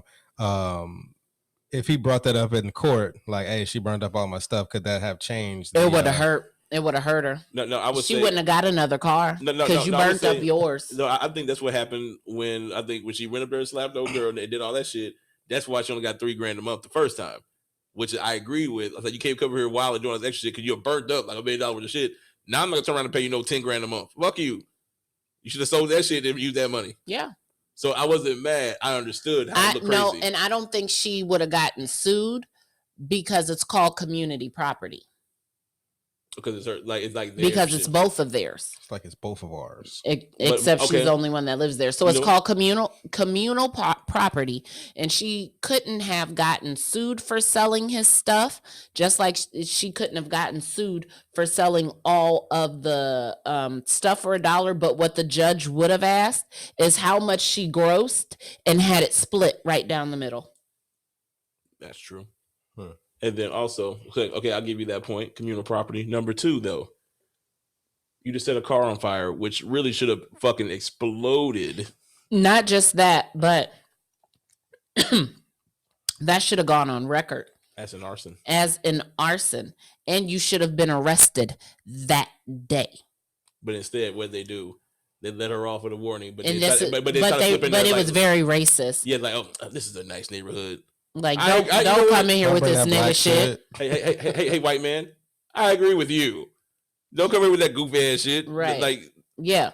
He was like, this is a nice neighborhood. Like, don't pull that bullshit out here. Don't pull that mad black woman shit out here. And I'm not against what he said to her. The tone was wrong, but I'm not against what he said to her. But her attitude was fucked up. And sometimes you got to give a bitch what she asking for. Yeah. But remember your place.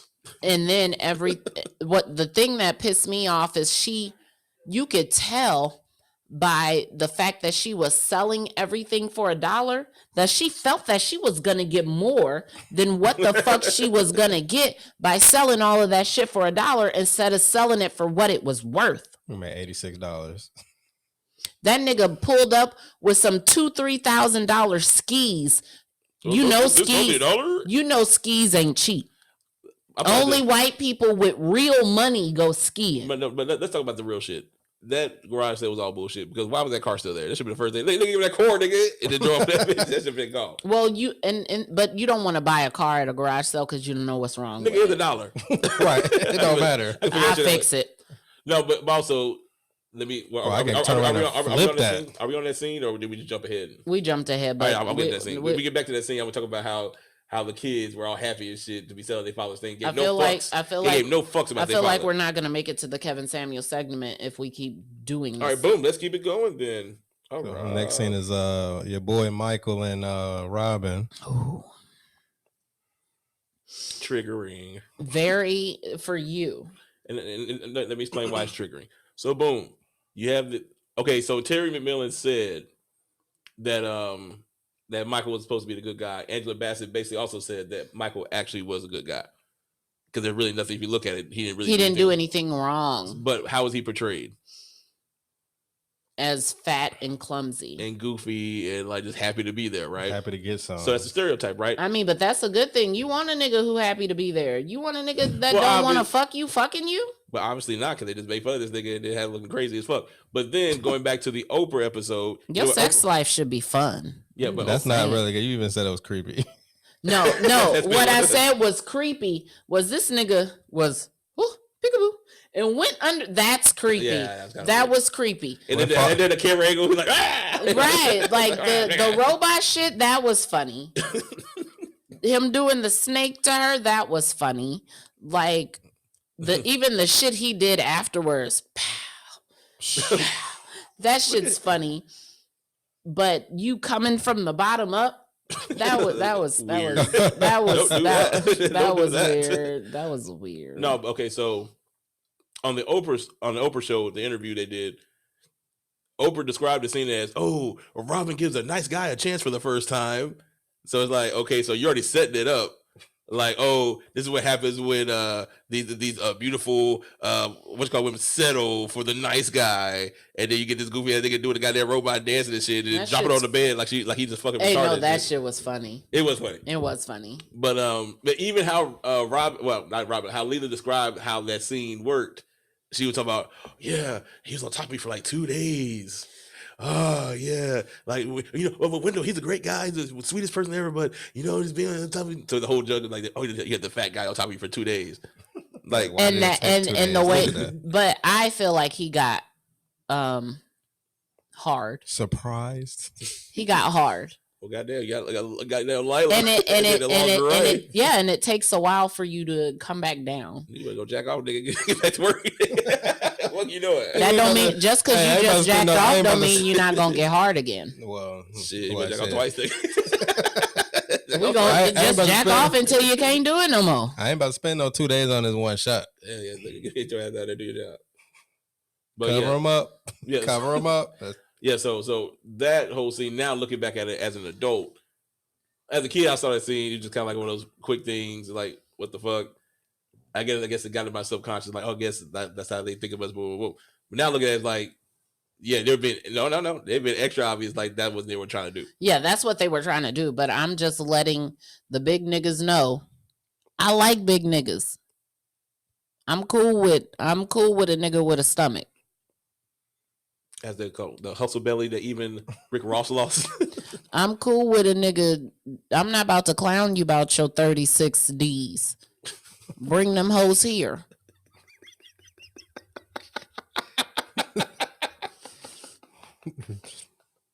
We can rub our boobs. We can rub our boobs together. Rub our boobs together. Slap them. Shit, I got a stomach. Oh shit. Bring them hoes here. Let me manhandle them. So hold on. So also, I put on here, Robin had very mad, unrealistic expectations. What about us? He hit him with the Joe Desi. What about us? Or Total. What about us? What about me? What about you? What we gonna do? Total, help me sing. Total, help me sing. Yeah. So, no, because she said she wanted the house in Scottsdale. She wanted 2 kids. He was like, I own a scout. But can you, I hope you about to point out the same thing that I pointed out. The main thing that she wanted was children. Yeah, she did it like twice. The thing, she said it 3 times. Mm-hmm. I want kids. I want a house. I want 2 kids. I want 2. I want a boat. I want to go out to eat. I want a family. I want Well, kids. vacations and then I want kids, and he was like, you don't want much, bitch. You don't want shit. You want kids, obviously. But I mean, All Russell. the things that she wanted, he already had, and that's why there's the rub in the difference in the movie and the book. They tried for a relationship because he had the things that she said that she wanted. Boy, out here saying, But they never said what went wrong. He did what he did in that meeting. Therein lies me preaching yet again. You don't fuck people you work with, because certain people cannot separate business and fucking. Very true. And will bring your fucking business to work. So what you're saying is that the young man, sorry, the fat man, Michael, was happy to be there, dancing around all that stuff at the pussy, but then was rejected, or the relationship ended because he stood up for something. He did his job. He showed male dominance. Because he put his job before her. So does that mean that if you are the nice guy, you're not supposed to rock the boat? In order to rock this boat? And then let the woman be the dominant one in the relationship? And I didn't understand that at all, because that means that you didn't do your job thoroughly. Don't you want to do your job correctly? You got to be able to take that means criticism. That you didn't do your research. And yeah, I get the whole correct me in private, stand beside me in public bullshit, but this is different. Y'all are talking about somebody's safety. That was the topic. That workers' comp. You know how I feel. Right. You were talking about somebody's safety in this insurance meeting.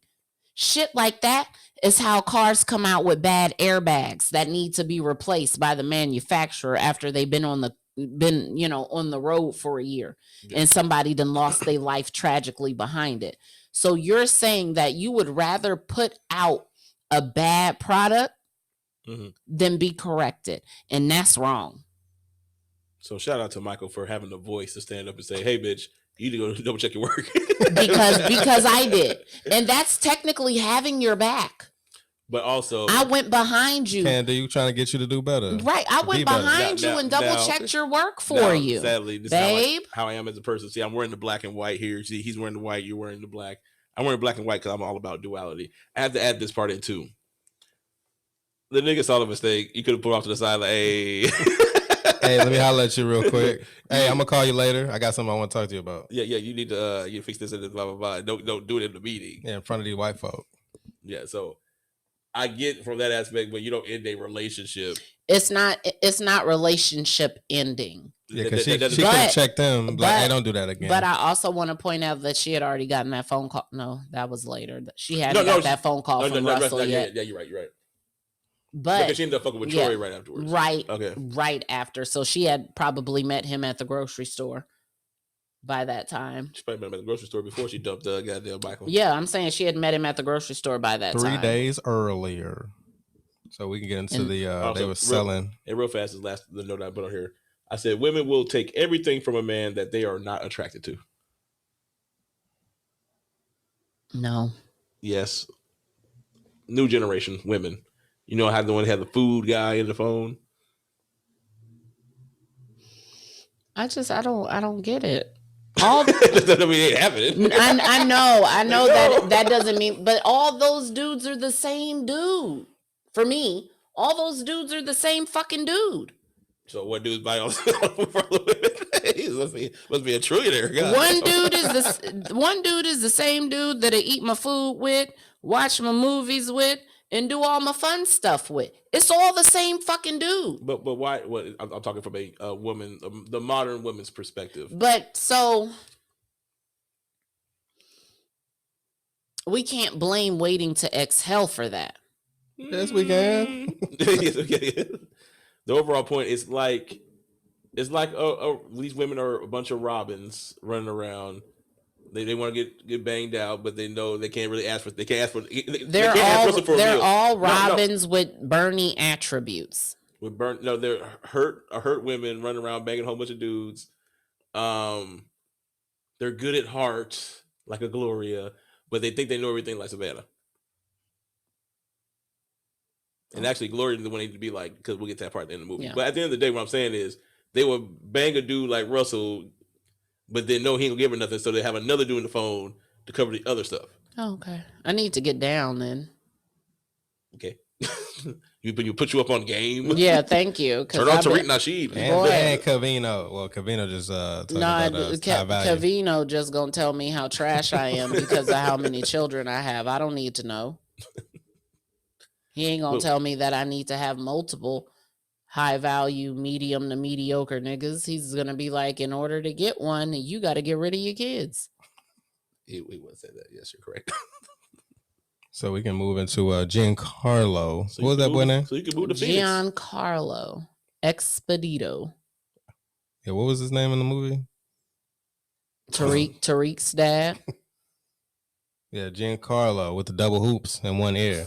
That's how you didn't take that, because that's how all gay men wore their earrings back in the 90s. I could have swore that was a triple hoop.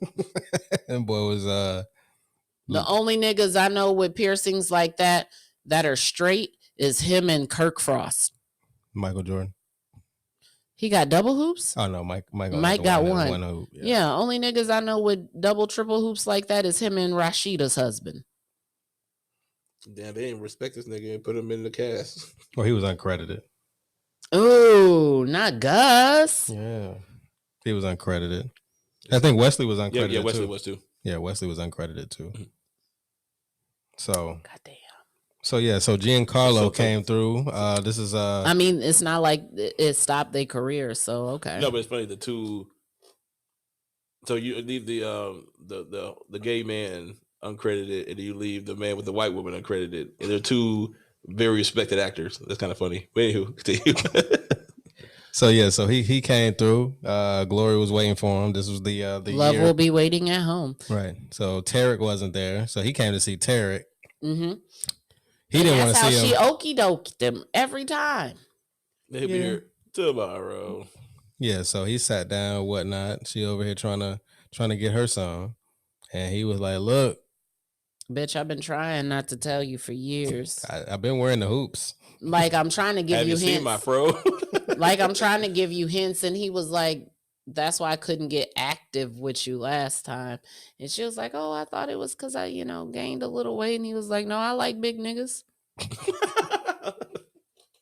Yeah, she was like, he was like, "I've been bisexual." I met Michael the other day. I've been bisexual since day one. Now I'm fully gay. What?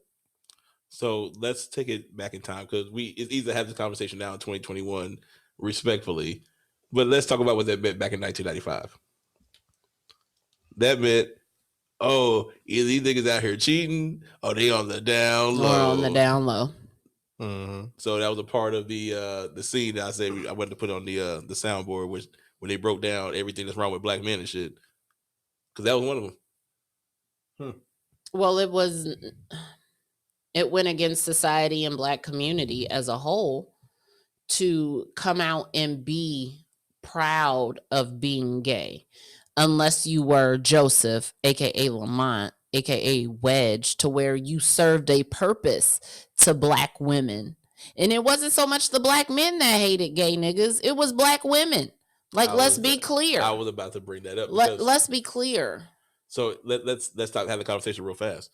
Is that still prevalent today? No, black women. I think black women love gay men for you may be correct. You know what? I'm about to talk myself into a corner for no reason. Black women love gay men today for entertainment purposes, not for who they are. It's funny to them, but black men as a whole still can't stand them. They don't understand them. And some things are beyond your understanding. But also for you to be able to accept it. But also with the trauma that black men have dealt with, I can understand why they see that they feel that they have to be hyper masculine due to what's the trauma that we dealt with slavery and everything. But you also have to understand that to evolve. Yes. You must learn to accept the different perspectives and understand and relate to them. And just because somebody is gay doesn't mean it's out to hurt you. Okay, so I like how you tried to shift that conversation back on the black man, but it's back to the black woman. So boom, yes, y'all like them for entertainment, not y'all like you. I love gay people. But no, but I am a gay people.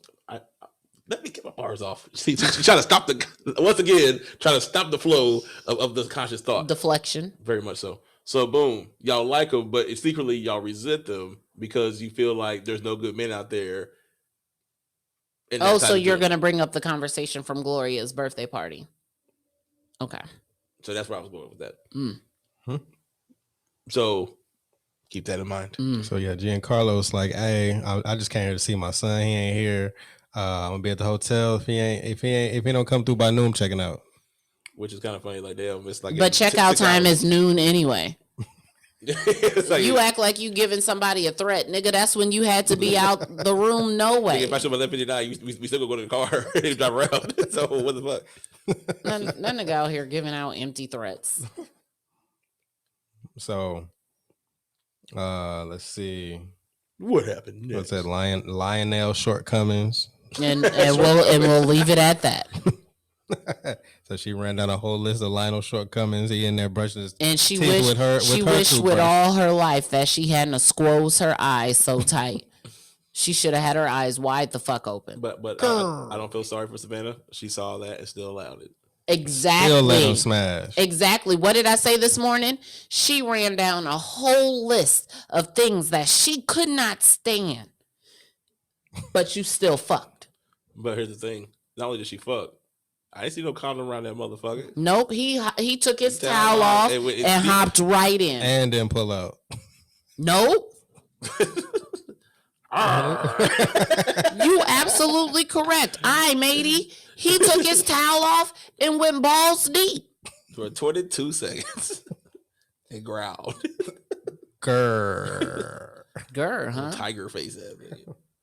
So yeah, then we have the assault on a white woman. So there's no way she would have lived that down in real life. No, in real life she'd been hung. By her ankles even. I've been hung by the white woman's family. While they're randomly slapping white women. That's oh, then she got mad when the dude came up talking about, is everything all right?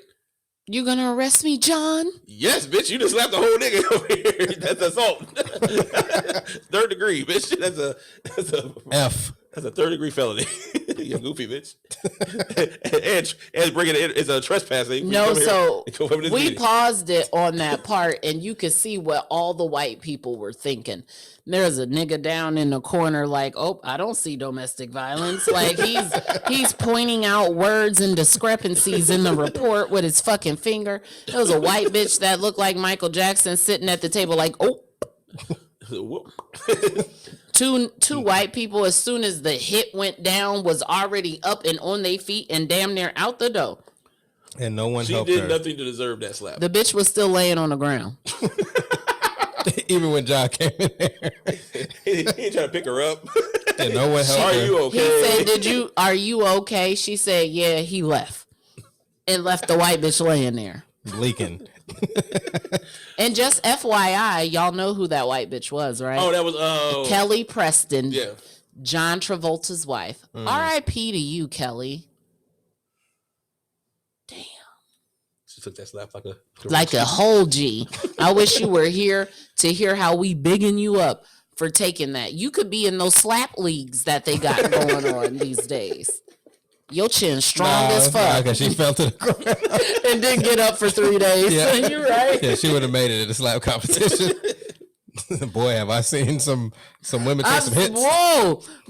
He showed me one where the bitch got her whole motherfucking, like, got her clock rung. Like, clean the fuck out of her shit. Yeah, with the Will Smith.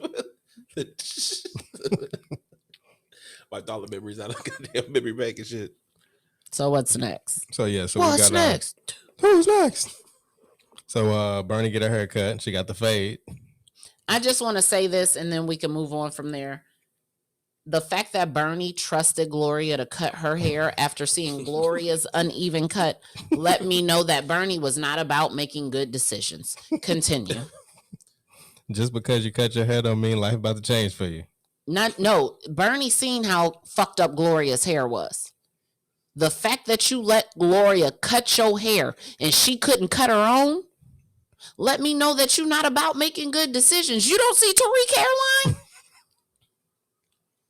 The fuck wrong with you? I said it earlier. I'm just saying. Like get the little So- Beijing on there. You could have made that right.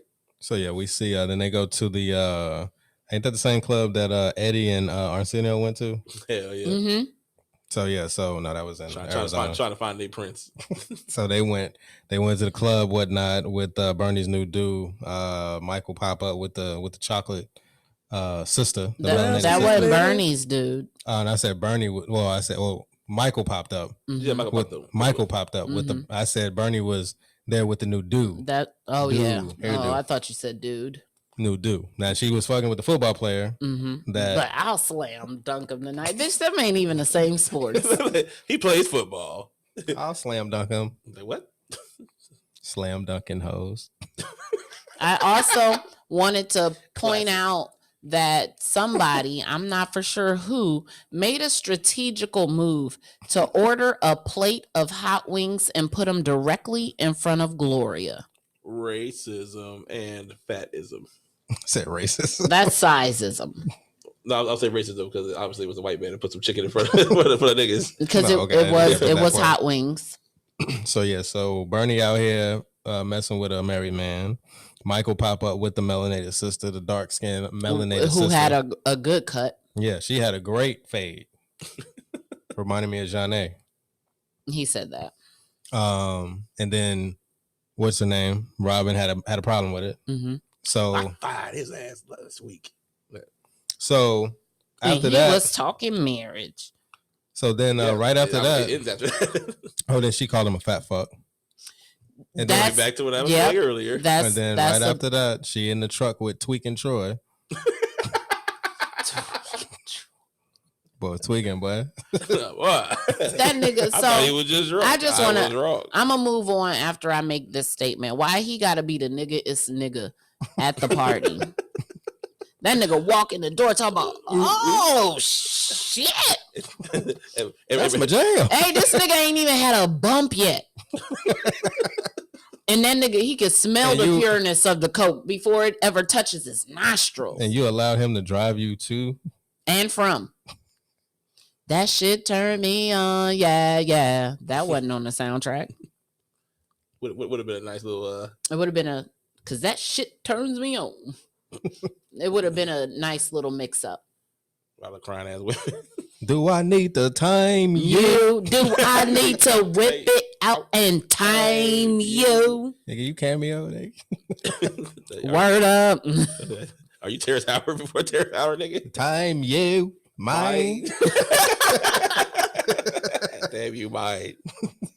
Time mine. But that nigga was way too comfortable in your home. Yeah, it's why the Wildcat stole this shit. And she's so stupid. Even after they break up and whatever, he throw the oranges up there. You raggedy bitch. Savannah was like, so at least you know who took your wallet. She was like, you think he took it? How was you in the position you in at the job? Well, obviously making mistakes. Niggas obviously doing the work for her. Yeah, because they was looking at her like she was sent from heaven at the beginning. That's because they were only looking at her look wise. Nobody was looking at her intelligence. That was look wise. Did she show any intelligence in this movie? No. I didn't see any. Well, there you go. Well, there you go. So, so we can fast forward to Gloria and Bernie at the fair, and she asked him if she was messing around with old Herbie. His name Herbert. And she was like, yeah, you know, he keep calling, he popping up at my house. The kids answering the door ain't supposed to be answering the door. Ain't they like 5 and 6 years old? No, they're like 9 and 10. You still should be answering the door, right? Because I remember strictly that we couldn't even go outside. You don't touch my door, you don't answer my phone. Right. So he popping up, he married, but then she was like, I just wanted to be held it. She's like, I'm not like you. I'm not like you, Gloria. I just need to be held every once in a while, even if it is a lie. So I had wrote Day 26 wrote a song about it called "Even the Truth Is a Lie." The truth is a lie. So I wrote in my notes here when she said, "I'm not like you, Gloria. I need someone to hold me." First of all, bitch, we disrespecting me in this goddamn fair. But Gloria doesn't need anybody to hold her. Gloria hasn't had a man in years. Well, obviously, she did need somebody to hold her, but she was waiting for Giancarlo. But why did she have the goddamn heart attack? Because she eating to supplement the fact that she ain't got a nigga to hold her. That's a solid point, and I will give that to you. So you earn that. So the nerve of Savannah to talk shit about her when she going through her own internal struggles. Yeah, true. And then I said a whole bunch of slick shit was said by Savannah at all them niggas. Savannah was a terrible fucking friend. The worst. The worst. So yeah, I wrote enjoy the low life while you can, honey. Bitch, you too. And then also, going back to the scene where she talked about the wallet, who wrote the line with the crackhead line for Whitney? Whitney put that in herself. As a crackhead, you know a crackhead. That is fair. I just found it very. That was improv. I thought that was very ironic because we never saw him do crack. He snorted coke. So he hit it. He put his hand over. That wasn't crack. That was coke. That was coke. Yeah. He played with his nose. He wasn't so much for smoking it. He didn't take the prior route. So boom. So I found that kind of funny. They also throw the crackhead angle at him. And it was pure. You heard his dealer whisper to him. This is that pure. Mm-hmm. So everybody except for Gloria's fucking married men with no qualms. Mm-hmm. As I said earlier. But Bernie was wronged. Mm-hmm. So why? Because it was a white woman. Mm-hmm. So Troy, we're going back to Troy with the orange, whatnot. He said, and I quote, well, paraphrasing, because I don't remember what the fuck he said, verbatim, complaining about finding a good man, but when a good man comes around, you bitches act simple. That's a quote. That was Kevin Samuels-esque. Being channeled. Once again. So then we spoke about after the conversation with Bernie and Gloria, it's like you worried about getting paid. Worried about getting laid instead of getting paid. This brings up the conversation again where she was like, what am I supposed to do for money? Bitch, get a fucking job. I don't see nobody with no fucking job around here. And I want to make this absolutely clear. Your children are bigger children. They go to school all day. You can work during those fucking hours. And you like food? Go work at a fast food restaurant. No, you like food. She's too high scale for that. Yeah, but what you got nothing in your resume? But she has a degree. She has a degree in what? Finance. But you want to be in the catering. Why? Because it's her passion. Okay, so why doesn't your fucking passion match your student loans? Or you got some bread somewhere. Because she thought that she would be able to fund her passion after she was done using her degree for her husband. So she had a degree and used it for her husband. Yeah, used it to help him start his business. She couldn't go get her own job. She couldn't say, "Hey, no, John. Again, we'll get a fucking job around here, and I'm gonna pay for the fucking daycare, so I can do that." Again, we've already addressed that. She chose. Again, we said that. We've already addressed that. We don't need to readdress it. We've already addressed it. Keep making the same mistakes. Keep bringing it so back where up. We've already addressed that. So now where the new mistake is, you are worried about going out and meeting a nigga to get laid rather than spending those hours trying to find a job to get paid. What you done in the past, we'll wipe it. But from this moment on, now that you know what's up for real, you still making bad decisions. So you learn at the court that you're not even going to get enough to make your mortgage every month. Right? Mortgage. Mortgage. Well, you're not going to be able to gauge your income at this point. Mortgage. And bitch, you is gagging because you can't make your fucking mortgage. But You learned at the court hearing this time around that you can't make your mortgage, right? Mm-hmm. And instead of being like, yo, I need to leave from here, let me get with Savannah. Let me get with Robin. She worked for an insurance company. I'm good with finance. I got a degree. Let me get with Robin. Let me ask her if she has any openings that she may know of in her company. Let me ask Gloria if maybe she needs somebody to keep her books a little bit. No, you know what the fuck you do? You go find a pack of cigarettes, which is high as hell, and you sit down at a bar. You don't even go buy the bottle yourself, which would have been cheaper. You out here in the bar ordering drinks, which is the same as each drink is the same as buying an individual bottle. And not only that, you drinking scotch and sodas like you got her balling. You should get your that well rum and coke. What the fuck you doing? That's $3 right now. That's happy hour. Again, you're living outside of your means, and you're not even trying to fix it. You're making bad decisions. So I wrote in my notes that where was the caring about the kids when you were drinking that scotch and soda? There were, and you had several. And luckily, Wesley came down and paid for the rest of the hoes. Otherwise, you better go fucking broke shit. You get what I'm saying? So you keep putting in this man's face. What about your kids, John? Bitch, what about your kids to you? What about your health? All those goddamn cigarettes, you can barely breathe. Okay, I said this too. You notice She lit one just to play with it.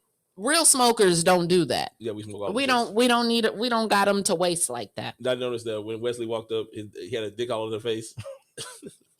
Can I sit here?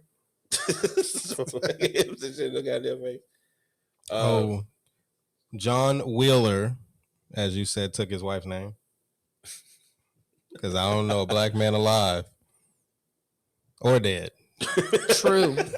With the last name Wheeler. That is true. I don't know anybody named Wheeler except for this nigga. I don't know white people named Wheeler. Where'd you find that name from? So yeah, he put the smooth game on her. No, he did not. That nigga had no fucking game. No. Smooth game you in the bad. sense of him You bad. with Yeah. the wife. You bad. No. You got it going on. You're strong. I'm all up in the Kool-Aid and don't know no flavor. That's your You don't know me from a can of paint. Okay, so what he did was he hit her with the Uncle Ben talk. You know you got it going on, girlfriend. Like he hit her with lines. His game was tight. Yeah, but he got her opening up talking about, I'm going through divorce, blah, blah. Then he hit her with no, you're strong. You're a brave woman. Look at nigga. All I needed was one look in your eye. Yeah, game strong, but His game was strong in the sense that he got her upstairs to cuddle. He got her upstairs even after telling her, I love my wife. You know I love my wife. Talk about my wife. Nigga say. But this man was a civil rights attorney with a white wife. Boy, that rings so true. And then matter of fact, once again, Terry, you do a lot of slick shit. I see what you did there. And not only that, but let me tell you the slickest part of them all. You got that nigga to wait until he got up to the room to tell her that his wife was white after she just gave all of that white rage. Nigga pulled his dick out like, hey, by the way. hey, hand me that Magnum. My wife white. Oh. I tell you. Oh, you didn't hear me. Oh, yeah, I told you. Hey, no, that nigga. Matter of fact, I said it when you said. Right. That nigga done smacked her ass, hitting her with back shots. Hey, Bernie. With the Timbs on her face. On her. Nigga had the Stacey Adams on her face. Cause she was getting Wesley piped. Hey, Bernie, my wife white. Anywho. What's my name? But he out here cuddling with his suspenders on. That's how I know that these just. No, that's how I knew her pussy dried up right when she said that shit. White? Oh. So you did all that to cuddle, boy. What is wrong with you? What's wrong with him? I give him, respect. Right. Because he didn't cheat on his wife. Right. Also, I put on here. But he had, so again, as I told Christ outside, His intention was to cheat. So he's not in the right here. You went up to that room with the intention of Wesley piping her. You didn't go up there to lay down. That's just what ended up happening. You went up there with the intention of fucking. That's it. But I'm going to say this. I had a conversation with a young lady, and she told me that there was nothing wrong with Wesley and Angela cuddling, even though his wife was dying. I said that's the most egregious bullshit I've ever seen in my life. Egregious. Especially with the fact that his wife is dying. That's what makes it worse. And then what's even worse is you are sitting here gushing about how much you love your wife. Yeah, we supposed to retire. We supposed to retire on the beach. I was gonna rub coconut all over her body, her buns. Even though it had no SPF 45 in that bitch, so she won't die. Because she already dying. Let's just take the risk. I'm trying to give her skin cancer. Like, what the fuck? Speed up the process. He took all that time to talk in depth about how much he loved his wife and all the things they planned to do, but you still went up to that room with her. If you were in the right, you would have got on a plane since all your meetings were done. Yeah, because he was like, man, I can't wait to get home tomorrow morning. Want to see my wife? We'll talk about my wife. So it's compared to him doing that with your dying wife. It's not the same, but it compares to Kenny with his daughter being sick. Mm-hmm. And he's like, yeah. This nigga said his daughter died. Like, no, she's got the chicken pox. No, she's died. 104 fever. She got the Rona. Yeah, she did. You stay home for that. Yeah, he was like, yeah, I just got upstairs. She has 104 fever, but I love you. And you're the most important thing in my life. You know my daughter's brain is frying right now. I love you. Her brain is cooking. I remember I used to think that. We'll get her boots smoked. Literally. Literally, because her boots are smoking. You don't see the steam coming out of her heels? Hot. Daddy, hot. Daddy, come home. No, Daddy, hot. Daddy, why are you on the ride? Come be my father. I'm talking some pussies. Yeah. That's pussy, baby. You know Whitney out here? Shit. What's wrong with you? Hey, her shoot. Your mom ain't shit. Have you seen The Bodyguard? And you don't remember that? I used to sing it to you. Yeah. I'm fucking. Amazing, right? Never thought I would either. But Guy had a plan.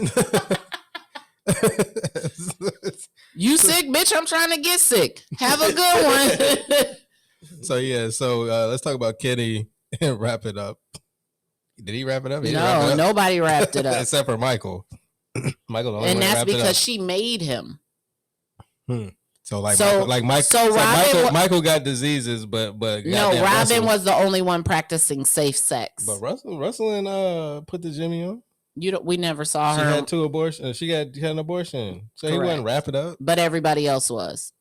So in all these movies, we talk about all this just so we ain't practicing safe sex at all. So it was okay when Robin said it because she fucked like 18 niggas like last week and shit. But Savannah and them was cool because they fucked them before a long time ago. No, I didn't say that any of it was cool. No, I'm saying none of this shit is cool, and we need to address that. Everybody out here practicing to get that Eazy-E, thinking they gonna end up with that Magic Johnson. You're not gonna live with HIV forever. You gonna get that Eazy-E because you out here doing dead wrong. And then not only is you gonna get that Eazy-E, you gonna give it to him. And he's gonna take it back to his wife, who is a innocent bystander in all of this. No. Because you out here chasing sex in a year. 3 letters took him to his final resting place. Y'all don't hear me. No, I don't hear you because that's bullshit. You don't die from HIV. You die from AIDS. Which is that's 4 letters. I always hated that song for that part. Well, y'all annoyed the shit out of me. He got it from aid. Obviously not. But you get what I'm saying. Y'all think y'all gonna end up with that Magic Johnson and you gonna have the Eazy-E. You're sick today and dead tomorrow. One day you're here, baby, and then you're gone. The next day you're gone. Well, Eazy didn't get it. He got injected. He got assassinated. Yeah, he got murdered.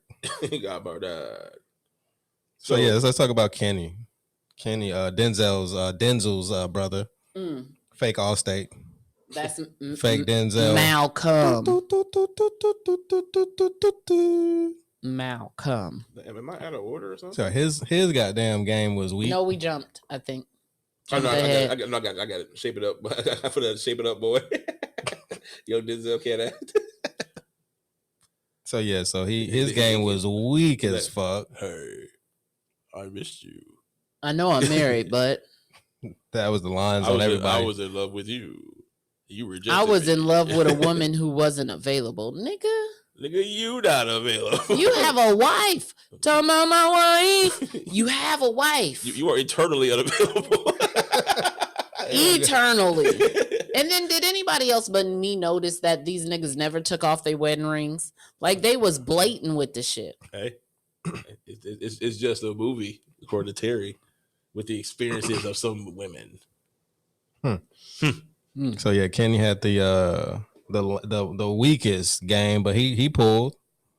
He fucked up, man. He didn't even have to say anything. Here's the deal with that. I think she knew what was up. Mm-hmm. Otherwise she would have never called. You get what I'm saying? Your mom can pass your number along all she wants to, but that nigga can talk to your voicemail without you responding. Mm-hmm. She made a choice. Exactly. She made a choice. And I put on here bad sex faces, bad acting faces. Yeah, Whitney had her actual ring from Bobby on. Mm-hmm, because he wouldn't allow her to take that bitch off. You better not. But I also put on here, if he would have left his wife for Savannah and Savannah let him, it makes Bernie's case void. Keep the same energy. Yeah, that is true. And you want to know what I also think? Is Bernie knew about this relationship and was cool with it. Mm-hmm. You were cool with it until it happened to you. So let's go talk about the mom, and then we'll get into the Kevin Samuels. Okay. Y'all talk about the mom. I can't hold it. Well, goddamn, we got a whole goddamn movie to finish up. The fuck you mean?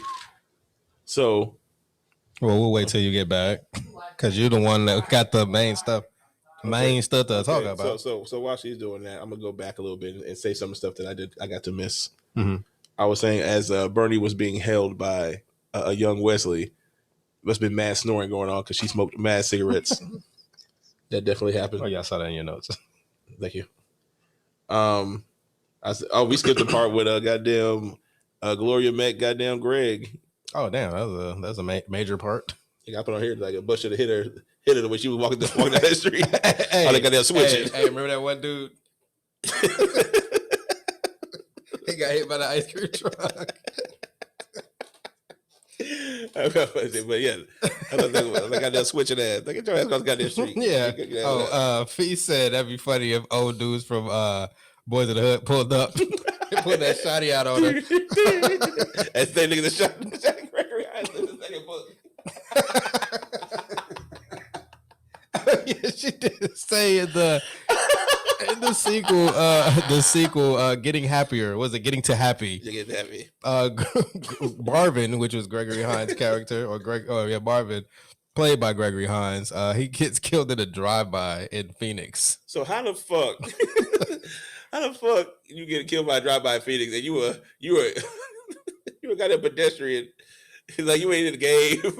You go to work every day. Yeah, fixing shit all the time. How the fuck you ain't even at the house. How the fuck you get killed out here in these streets? And y'all wasn't even. It's not like you was in South Central. What are we talking about? Yeah. We went back and we missed a couple of things. Marvin getting killed in the drive-by. No, we thought talking about when Gloria met Marvin. We skipped that part. Okay. Yeah, I told him because he was like she should have got hit by a bus or something like that and go walking across the street switching. No, what did we say? What if the niggas from Boys in the Hood pulled up with the shotty, and then that's when he turned in because she was dressed like Trey coming from Doughboys and coming home party. They had the same shirt on. They got confused. They didn't know. That's that nigga Trey.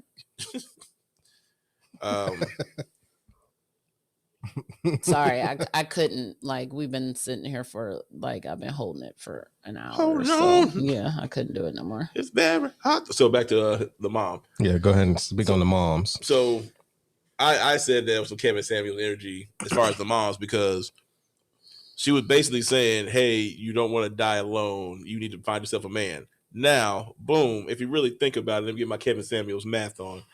Women are about 3 or 4 to 1 to men in the world. You're going to die alone anyway. Exactly. So women also outlive men. Even worse for you guys. So that's why I can understand the aspect of the mom saying, hey, he's a high value man. And I'm giving the quotes because there's more to it than just making the money. But he looks to be a high value man. He obviously cares about you. He called me crying. So I can see why the mom was pushing Savannah toward her, because she ain't making good choices. She met Lionel. You saw how that turned out. Well, you saw the list of niggas that she was praying to God against. But I'm coming at it from a different angle. Mm-hmm. The mom got side bitch syndrome. Yes. Okay. So I'm looking at it from the angle that the mom was a side bitch. And Savannah is the product of the mom being a side bitch. Hence, Savannah never having a father around. Well, allow me, if I may, I'm going to jump in a little bit of Kevin Samuel shit for a certain reason. What kind of wife skills does Savannah have to sit up there and say that, oh, I want a man for myself to get married? And I'm gonna put that question out there. You don't have to answer that directly. But then I'm turning around and say this. You spent your whole 20s and 30s focusing on your career, right? Mm-hmm. Okay, so you would be the perfect side bitch. I'm not gonna marry you because you don't know how to be a fucking wife, but we can fuck around sometimes and we can go out to eat because you can pay your half. Nobody knows how to be a wife until you are a wife. No. A nigga can tell that you. Ain't true. A nigga can tell you. That ain't true. A nigga can tell you all day long what it entails to be a wife, but if you've never actually been a wife before, you don't fucking know. They got books. That's not how that works. Them books they also have books on child rearing, and those books they written by people who don't even fucking have kids. So what you're saying is there's no book on earth that can tell you how to be a wife or rear children. Give you a reference. I'm also speaking like we just out here. I'm also speaking in downtown 120. But I'm speaking in reference of Savannah's mother. She's never been a wife. You can't tell your daughter how to be a wife, and you've never been a wife. I mean, yeah, no. What she said, as you said, she would tell her to be a side chick. No, she's telling her to be with him, and because he's divorcing. Okay, the divorce. So he's going to divorce his wife to get with Savannah. Okay, so what she got to lose? She's got everything to lose. You just moved here running from this nigga in Denver, okay? Mm-hmm. You just moved here. You're getting your first producing segment, which is something that you really, really wanted. So let's say you're coming up in this company that you're at and you're producing. This shit don't work out once again between you and this nigga. Now you run into another state. You've got a lot to lose. Let's also focus on your fucking self-respect, bitch. Let's cut the shit, okay? The mom can't tell nobody about how to be a wife because she's not a wife. She was a side bitch. Savannah is the product of her fucking with a married man. And then how the fuck can you tell Savannah that he's a good nigga? You don't fucking know. You're not in a relationship with him. Just because he calls you and lays it on thick to you don't mean you know that nigga. Savannah know him in a completely different way. And I think the mom wanted Savannah to be with this nigga because he's giving her money. Like he's financially helping Savannah, which is financially helping the mom. That's a very fucking selfish thing to do. And why would you want that for your daughter? Why would you want your daughter to be a side bitch? I would never look at Junie and say, you know what? This shit is cool. Like that's something you need to aspire to be. Well, you're not a side, so you wouldn't do that. She was a side, so that's all she knows. But with the whole wife thing. But if you know that shit, you teach your kids better. How can you teach your kids better when you don't know no better? What do crackheads tell you? She waiting on the government for the assistance. She got $67 and food stamps. So how am I gonna tell my daughter, hey, let me teach you how to be a wife? I'm sitting here lonely. With she obviously taught her daughter better, because if Savannah didn't know no better, she'd be sitting at home with the same amount of food stamps, living for the state. No, well, also you talk about this also too. In the book, there was a sister. Yes. So the sister was in a relationship where she kept leaving them but ended up in cheap hotels or whatever, but going back. Mm-hmm. So that ties in also to why Savannah was so independent, because she didn't want to end up like her mom or her sister. Going back to, once again, the emotional stuff that needs to be added in there to make stuff make sense. Mm-hmm. Right. Because if you just have that part, it's like. But still, it don't sit right. For me, why would you preach that to your daughter? Because that's the finish line. And the mom kept telling the sister to go back. The mom kept telling the sister to go back. But that's her heaven. To her, that's like, if I would have did this right, everything would have been okay. You don't see it from the aspect of, we could have got married. It's just, hey, this was my pinnacle. Correct. Like it's all wrong, and I don't think anybody in the 90s saw it for what it was. This shit is all wrong. But this movie is one of the most influential movies all black women. And that's crazy to me. As it is to me, it's very sad. The shallowness. I don't think the angle that I'm taking is the angle that I'm supposed to be taking as a you're supposed to be defending as a black woman. Yeah, the nerve of you. Where is the black women to defend? And I don't feel this shit is right. I feel this is wrong. Too. I feel this is very wrong. That's why your voice is needed. Yes. If one wrong, all wrong, and for the friends to perpetuate this wrongness. Y'all fucked up. The only one who had it right was Gloria when she said, you wrong as fuck for that. But we're not tied up. We have to get to that scene.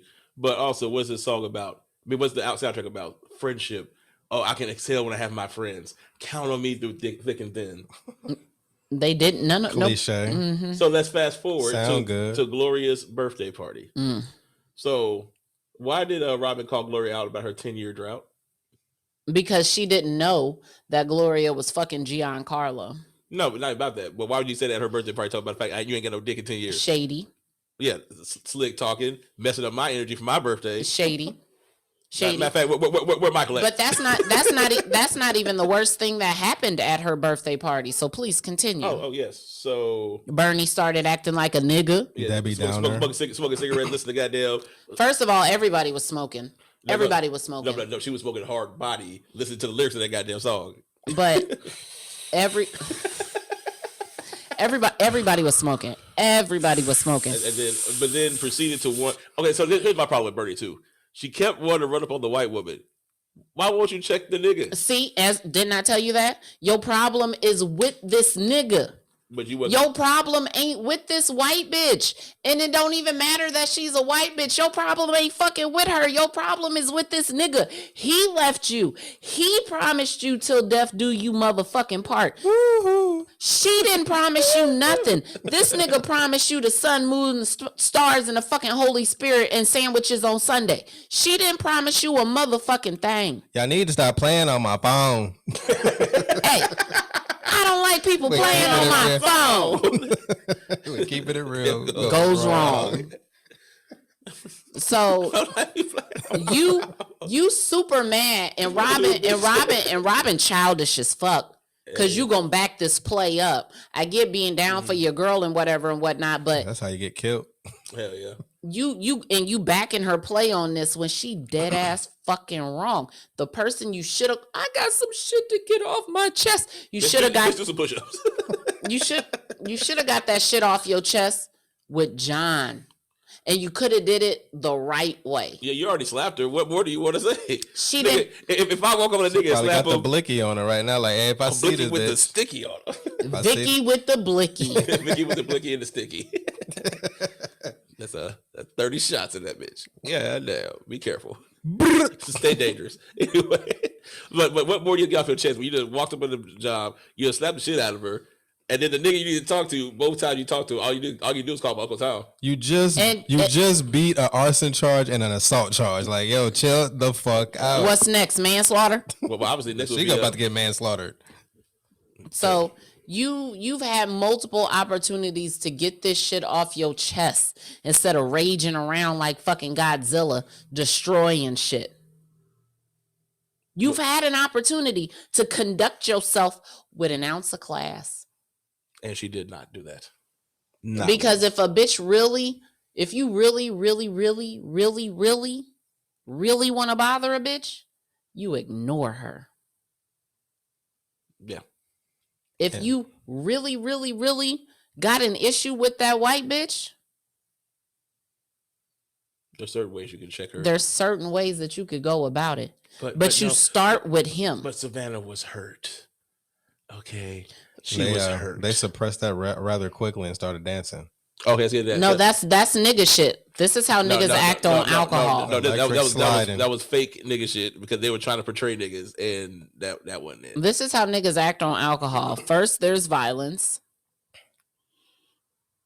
Then there's dancing, and then everybody passes out. Oh, also, she said, I gave him 2 babies. So once again, not a some wife. bitches have given more. You are a child carrier, a carrier, not a wife. A bearer. Mm-hmm. A birther. I put on their dance scene was awkward as fuck. It was. Like you can't go from I thought this was a part. Bitch, you just ruined the fucking mood. Coming here talking about you want to call your nigga. Your nigga's downer. Yeah. They talking about why we ain't dancing.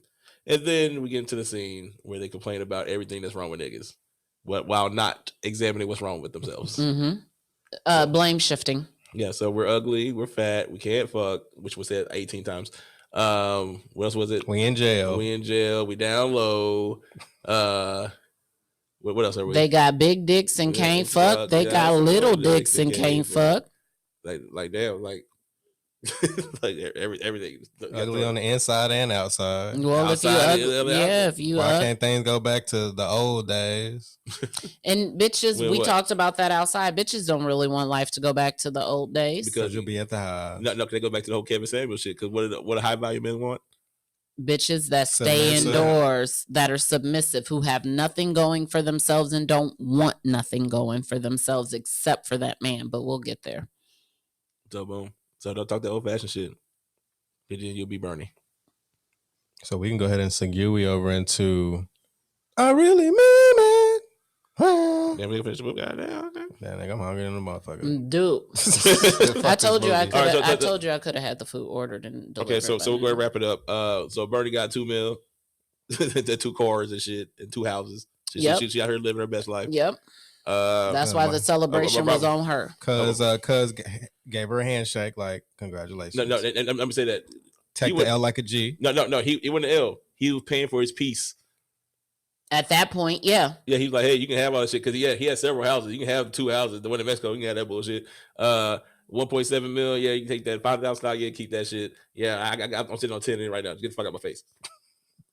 So, cool, good job, Mike. But he should have did that in the first place after she smacked that white woman.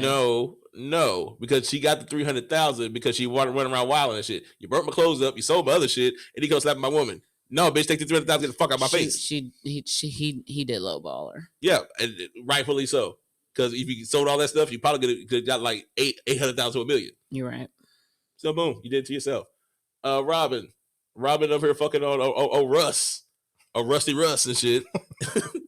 Rusty Russ. Up here fucking on him, but talking about he gonna leave his wife. He never left. And then when she finally left, he coming in, getting into bed, sleeping, talking about don't have your boyfriend call after 11 and shit. Like he mama and shit. So I took that as, hey, so I can call it 10:59. Cool. Russ said it. But then he ended up knocking her up again. But then she got on some rah-rah shit, talking about, oh, I'm keeping the baby and I'm going to raise him myself. We don't need you. So you just started the first time. So you started an unnecessary cycle of single fatherless parenthood homes. Yes. You try to work that out, or at least go tell the wife that he doesn't know the baby so he can take care of his responsibilities. She's going about it all the wrong ways. Hell yeah. So, but she want to take care of herself. Cool. That's cute. That's great.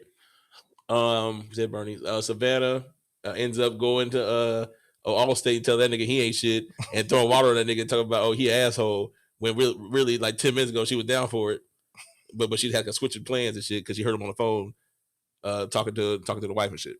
So I thought that was bullshit and very convenient for her to change her morals and all of a sudden be the hero after she done fucked around the whole goddamn hour and 57 minutes of the goddamn movie. It's a 2-hour movie. So, but then she got right at the very end. As all of them did. And then turn around and proceed to cuss her mom out. Talk about she went that fuck shit and hung up on her. They called her back. So I'm sorry.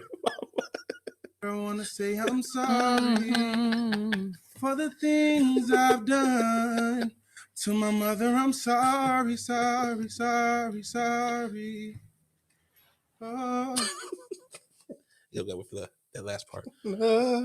So, boy, get out of my courtroom. but I guess that was her redemption. Now you've been charged with a felony. Nigga was in court for a misdemeanor. And so that's what so Savannah got. That was her redemption story. And then you had Gloria, who had Gregory Hines then turned around and flipped on him because he agreed with his son going out to being a man. So she leaves him in the house, talking about good night. So then he go back to his house, handling his business. All of a sudden, she wait till goddamn Tarek leaves. Then she want to come and talk about, oh, I miss you. That was the first fuck you. But then she turned around and did something that women need to do. And this is why I say women need to apologized. She apologized and was vulnerable and said, hey, this is why I act the way I act. And you know what that man said? I don't care. I love you. And that's how you get what you want. You recognize the flaws in yourself. You apologize. You say you're going to do better. And then you work to do better. And you know what you find to that? A tap dancing ass nigga like Gregory Hines. But nobody talks about that. Everybody talks about, oh, Savannah. Oh, yeah, she do drinking that nigga water. He ain't shit. And then, oh, Bernie got her money. Yeah. And then, oh, Robin keeping the baby. But nobody ever talks about Gloria. And she's the one that had the real happy ending. Until the drive-by happened. Take him out. Damn, Terry. Nobody can find happiness in your world. It was 16 years later. Still, he did survive 16 years. That's... Yeah, she got her happy ending. So he got shot in 2011.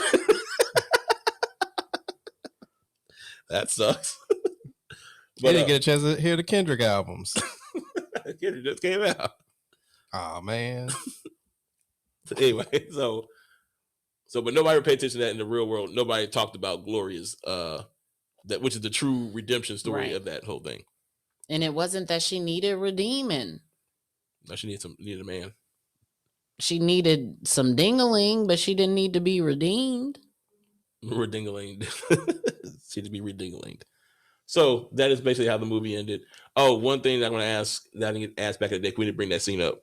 So when John dropped the kids off with Bernie, and then of course the son runs away from the father, he's like, John Jr.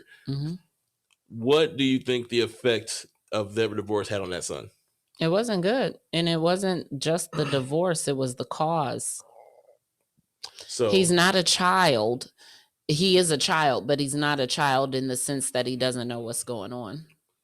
Okay. So do you think that he will understand as he gets older about what happened? He understands now. That's the problem.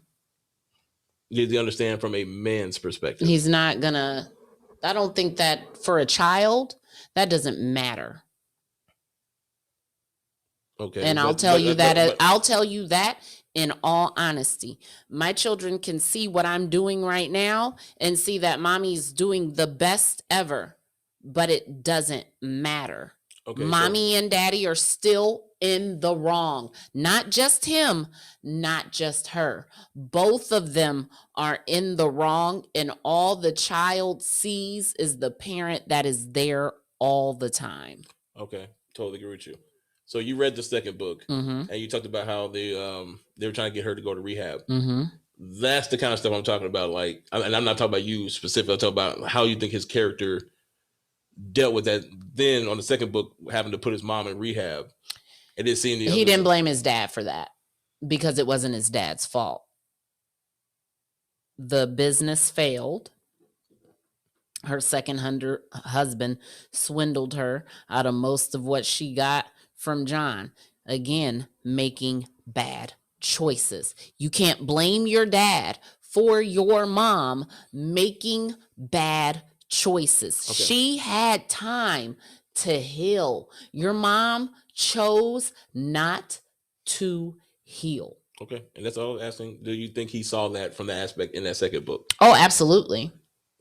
That's all I was asking. Oh, yeah, absolutely. Both of them did. You need to read these books, boy. Otherwise, they wouldn't have even called their dad to come and help. You're both wrong.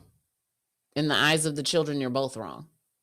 It's well, also, we'll get into that another time, but as children, we have to look at our parents as themselves, not as mommy and daddy. Right, correct. Because everybody's just human at the end of the day. Adults are pretty much just children who are trusted to do things, and I don't know why, because adults, for the most part, don't know what we're doing until we're doing it. Exactly. Proceed, sir. So are we Segui? Mm-hmm. Yes, I had to finish out the movie since we skipped like the last 45 minutes as long as goddamn movie. Niggas is hungry. Niggas is. So yeah, we can go ahead and get into the I really mean it. I really mean it. So yeah, so where is Kevin Samuels when you need him? So I wanted to start this off. I will say I was the residential starter of listening to Kevin Samuels after the Average at Best video came out. And, Average at best. And as Kim over here can attest to, like when I hear something and I get into it, I dig deep into it. So I went to a whole 2.5, 3 month period where I listened to Kevin Samuels pretty much every fucking day. So one thing I learned very quickly is he pretty much says the same thing every single show. Mm-hmm. And for some reason, nobody ever gets it. That's how it usually is. And the people call in saying the same thing. I'm sitting there answering the questions before they finish the question and shit. All you gonna do say is this. All you gonna say is that. All you gonna say is that. That's why I kind of stopped watching. I was like, okay, I got what I need to get out of this thing. Move on with your life. Because basically all you're doing is different women coming on there just arguing the same points and trying to say it a different way. And he's like, no, this is what it is. And he's like, well, I don't feel. It's not about how you feel. This is what it is. Because feelings aren't fact. Right. Exactly. So once they started that stuff, everything became the same. So I stopped listening to it. But the principles of it was pretty on point. What were the principles? High value men, first off. I don't remember all, it was like 5 or 6 points, but high value men is just not about having kids on stage. It's basically about making a certain amount a month. I think he said it was like $10,000 a month. So you had to make like $120,000 a year. You had to have a network of positive male friends that you work with to network, to build off of each other, to help each other through your conflict, kind of like your Waiting to Exhale type of group. You have to be contributing something to positive to the community. It's like 4 or 5 other things that you have to add to it. But everybody centers in on just how much you have to make, which is not what it's about. Also, one thing about high value men, they have to be sexually disciplined. So that goes into the whole theory of, oh, just because I got money, I can go fuck all the bitches I want to. No, that's not what this is about. One of the things he talked, have you been watching it now where he talking about how it's okay for high value men to cheat? Well, I don't watch it regularly. But did you hear that when you're doing your research? No. So one thing the last thing that I would listen to before I stopped listening to it, where he was talking about how high value men can have options and should be able to have the options to cheat. Mm-hmm. So of course women called up, what the fuck? No, that's not fair. Well, we cheat. What he's saying is, as I was telling y'all earlier, if a man sits up there, he's providing for you, the children, the house, and all that stuff. He's working 12, 15 hours a day and all that kind of stuff. If he's like out at work and then the secretary's over there and he gets horny, that's not a big deal. It shouldn't shatter the whole. It shouldn't shatter the whole family structure. Because it's just a physical act, and going back to what we talked about earlier, if women can be emotional and we're supposed to just deal with it, men should be able to have their sexual needs taken care of in that moment and not be that big of a deal. Same way. I'll give him that. And he's not saying that he's not even saying carry on. He's like basically saying like, but once again, you have to be sexually disciplined. So you're not just out here just banging every time you get horny. Oh, you come here, like a Bill Clinton and shit. We ain't doing all that. He's basically saying like, if the option was there, they should be able to take that option because of the standing that they have. And as long as they're taking care of the family and it doesn't affect the family, it is what it is. But is he emotionally cheating? No, just use the example of he was horny and out moving. Right. Okay. I'm just saying, because I can get over a physical, but I can't get over an emotional. No, but that whole thing is built around having the options, and that's what that part is for. But he does get into certain people who, like he was talking about how Bernie was. They know that he has other like affair and all that kind of stuff, but they don't care because the house is taken care of. But even then, just like Bernie got broke off, that's a part of the compensation. Like, yeah, I fuck with you for this time period. I came up. Now I don't want to fuck with you no more. But here's your bread right now to make sure you're taken care of. Mm-hmm. Now, what you do after that, that's on you. You can start your catering business. You can do all that extra shit. Mm-hmm. But I was saying earlier, paying for that peace of mind. You can do that as a high value man if you so choose to do so. All he's saying is, as a high value man, you should have that option. That's really all he's saying. Mm-hmm. So as it relates to the movie, there's plenty of, as I stated, there were several scenes where the Kevin Samuels energy came to the forefront to pretty much get these women to change their frame of mind, which is the problem throughout the entire movie, is the mindset and thinking that these illusions, these fairy tales, these fantasies were true and will come to reality, when in essence they never changed, and it continued to. They kept going through the same cycles for the most part. Yeah. So let's start with. Do we break them down, Kevin Samuels wise, each one of them? Yeah, just go through each one and then. All right, so let's start with Savannah. Savannah is the typical modern day woman. So she has a good job. She's in the danger zone, and the danger zone is between 27 and 35 in the dating world. And basically what the danger zone means is those are the women that have to literally zero in. If their plan is to be married, they have to zero in and just focus on getting married, because by the time you hit 35, 36, you're in no man's land, is what he calls it, where it's very hard to find a man to get married to that you will deem as high value. Right. So Savannah's 33 years old. She got the job. She thinks she knows everything. So she's the typical modern woman, like, I can do what I want to do. I can have the career, and I should be able to find a man who loves me for me, but really doesn't know what it takes to be with a actual man. And by actual man, I mean a non-married man, because she can please a married man, but you never really seen a relationship with a person who wasn't married. Right. So sounds great, as I was saying earlier. Sounds great. She's talking all this jazz, but she can't keep a man. True. So that would be how he broke her down. Bernadine would be, as Fee said in the book, she just wanted to live the lifestyle. She wanted to live comfortable, didn't care about the affairs. So by Kevin Samuels standards, whatever happened to her, all that burning up shit, that what you mad for? Mm-hmm. You have to live a life. Mm-hmm. You did all that. If I said she did a whole bunch of goofy stuff, which is why he lowballed her. But in the end, he ended up paying her for his piece, because he's went, hey, here's the bread. You held me down. Yeah, go be free. So that's how those relationships go. High value men have the option to sit up there and say, hey, I don't want to be married no more. Here's a couple million. Here's the house. You take the house. Blah, blah, blah. I'm going to live over here with my mother bitch. That's a part of the game. Mm-hmm. As a high value man. He's not saying from the movie aspect, it looks wrong. But as you said, from the book aspect, that's not how it went. So don't get caught up in the bullshit, people. Or the bullshit be the movie. Robin. Nothing needs to be said. Yes. Ditzy woman. That you don't marry that. Let them be. Gloria looks to be in the no man's land aspect. We're not going to break her down with the height, weight, and all that shit. How much you weigh? But she obviously does need to focus on herself, and if she really wants a man, focus on getting herself right, because she's running out of time if she's in that danger zone going into no man's land aspect. But she chose to focus on her son. She chose to focus on God, and oh Lord, bring me a man. And then Gregory Hines come out of the sky and shit, because his wife died, and then he turned around and get shot. So that's what happens when we turn away from God instead of changing yourself. Thank you, sir. No Excellent problem. breakdown. Thank you. Anyone else you want to add? Anything you want to add? Nothing. All right. No more. No Kevin Samuels hate. I have to really go back and forth. They need a sandwich around this bitch. Now we can't come back. Can I get a Kevin sandwich? Hey, yo. No, you may not. So that concludes. So this is season 7, soundtrack to like meme number 81. MEMEFYING, waiting to exhale. Hashtag hating to excel. Hashtag toxic femininity. Hashtag where was Kevin Samuels. Hashtag it's because she's white. Hashtag God is able.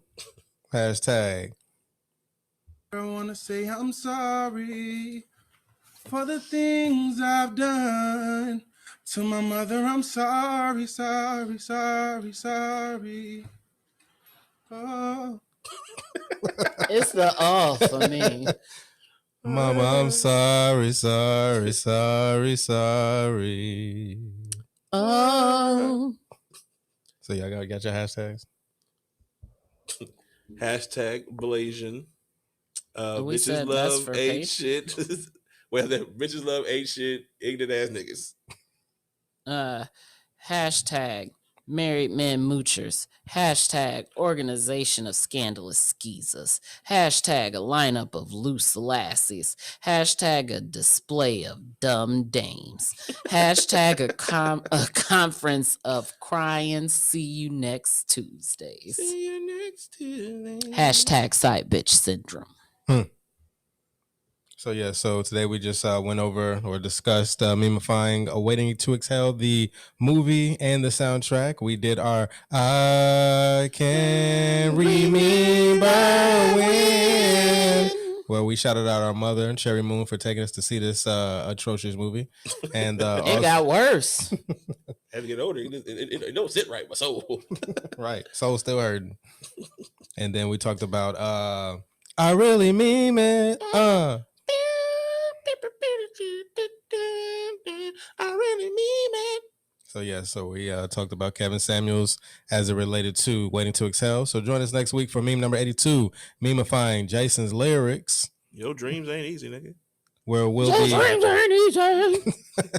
memifying the movie, the soundtrack and the movie, the 1994 Afro-American erotic romantic drama film starring Alan Harry Chest Payne, Jada, I'm Still Cheating on Will with Pac, Pinkett Smith, Bokeem, I'm Dave Chappelle's clone, Woodbine or Woody evil Benet. clone. Yeah, evil clone, aka Woody Benet, Eddie Griffin, Tretch, and Forrest Whitaker. Yeah, can't get it done. Nothing. Tretch don't get shit either, and neither does Forrest. My left eye is better than my right, Whitaker. Set in the 3rd Ward, Houston, the film is a story about misunderstood young black adults learning how to deal with love and maturity. So tune in next week for the show. I remember that shit happened in that movie. None of that sounds right. I remember Mad Dog. He was crazy. I remember Bokeem. He had already came of age. That was on Wikipedia. Oh. So where you can find us? You can find us on Spotify, Apple Podcasts, Google Play, Stitcher, and all podcast platforms. You're only getting season 7 and up on those platforms. If you want seasons 1 through 6, or you will have to go through our Patreon page. Go to www.patreon.com/theMEMEpodcast. Donate, support, and become a meme or a meme-ber. In closing, I'm not trying to lead you to Jesus. I'm just trying to lead you to feces. Okay. Nobody in the shit was right. Everybody wrong. I ain't right. You ain't right. But at the end of the day, everything is everything. And everything is what is, it is what it is, till it ain't. cool. And I end by saying space is the place, alter destiny digitally, because it's your future you create. This is the Meme Podcast. When it comes to black entertainment, we reign supreme. All facts. We are the supreme meme team. We clout chasing, keeping up, and about waking people up. We honor both. So if you have a problem with that, pull up if you want that smoke. And it'll be that way until I say cease. We out of here. Peace. You're now listening to Meme.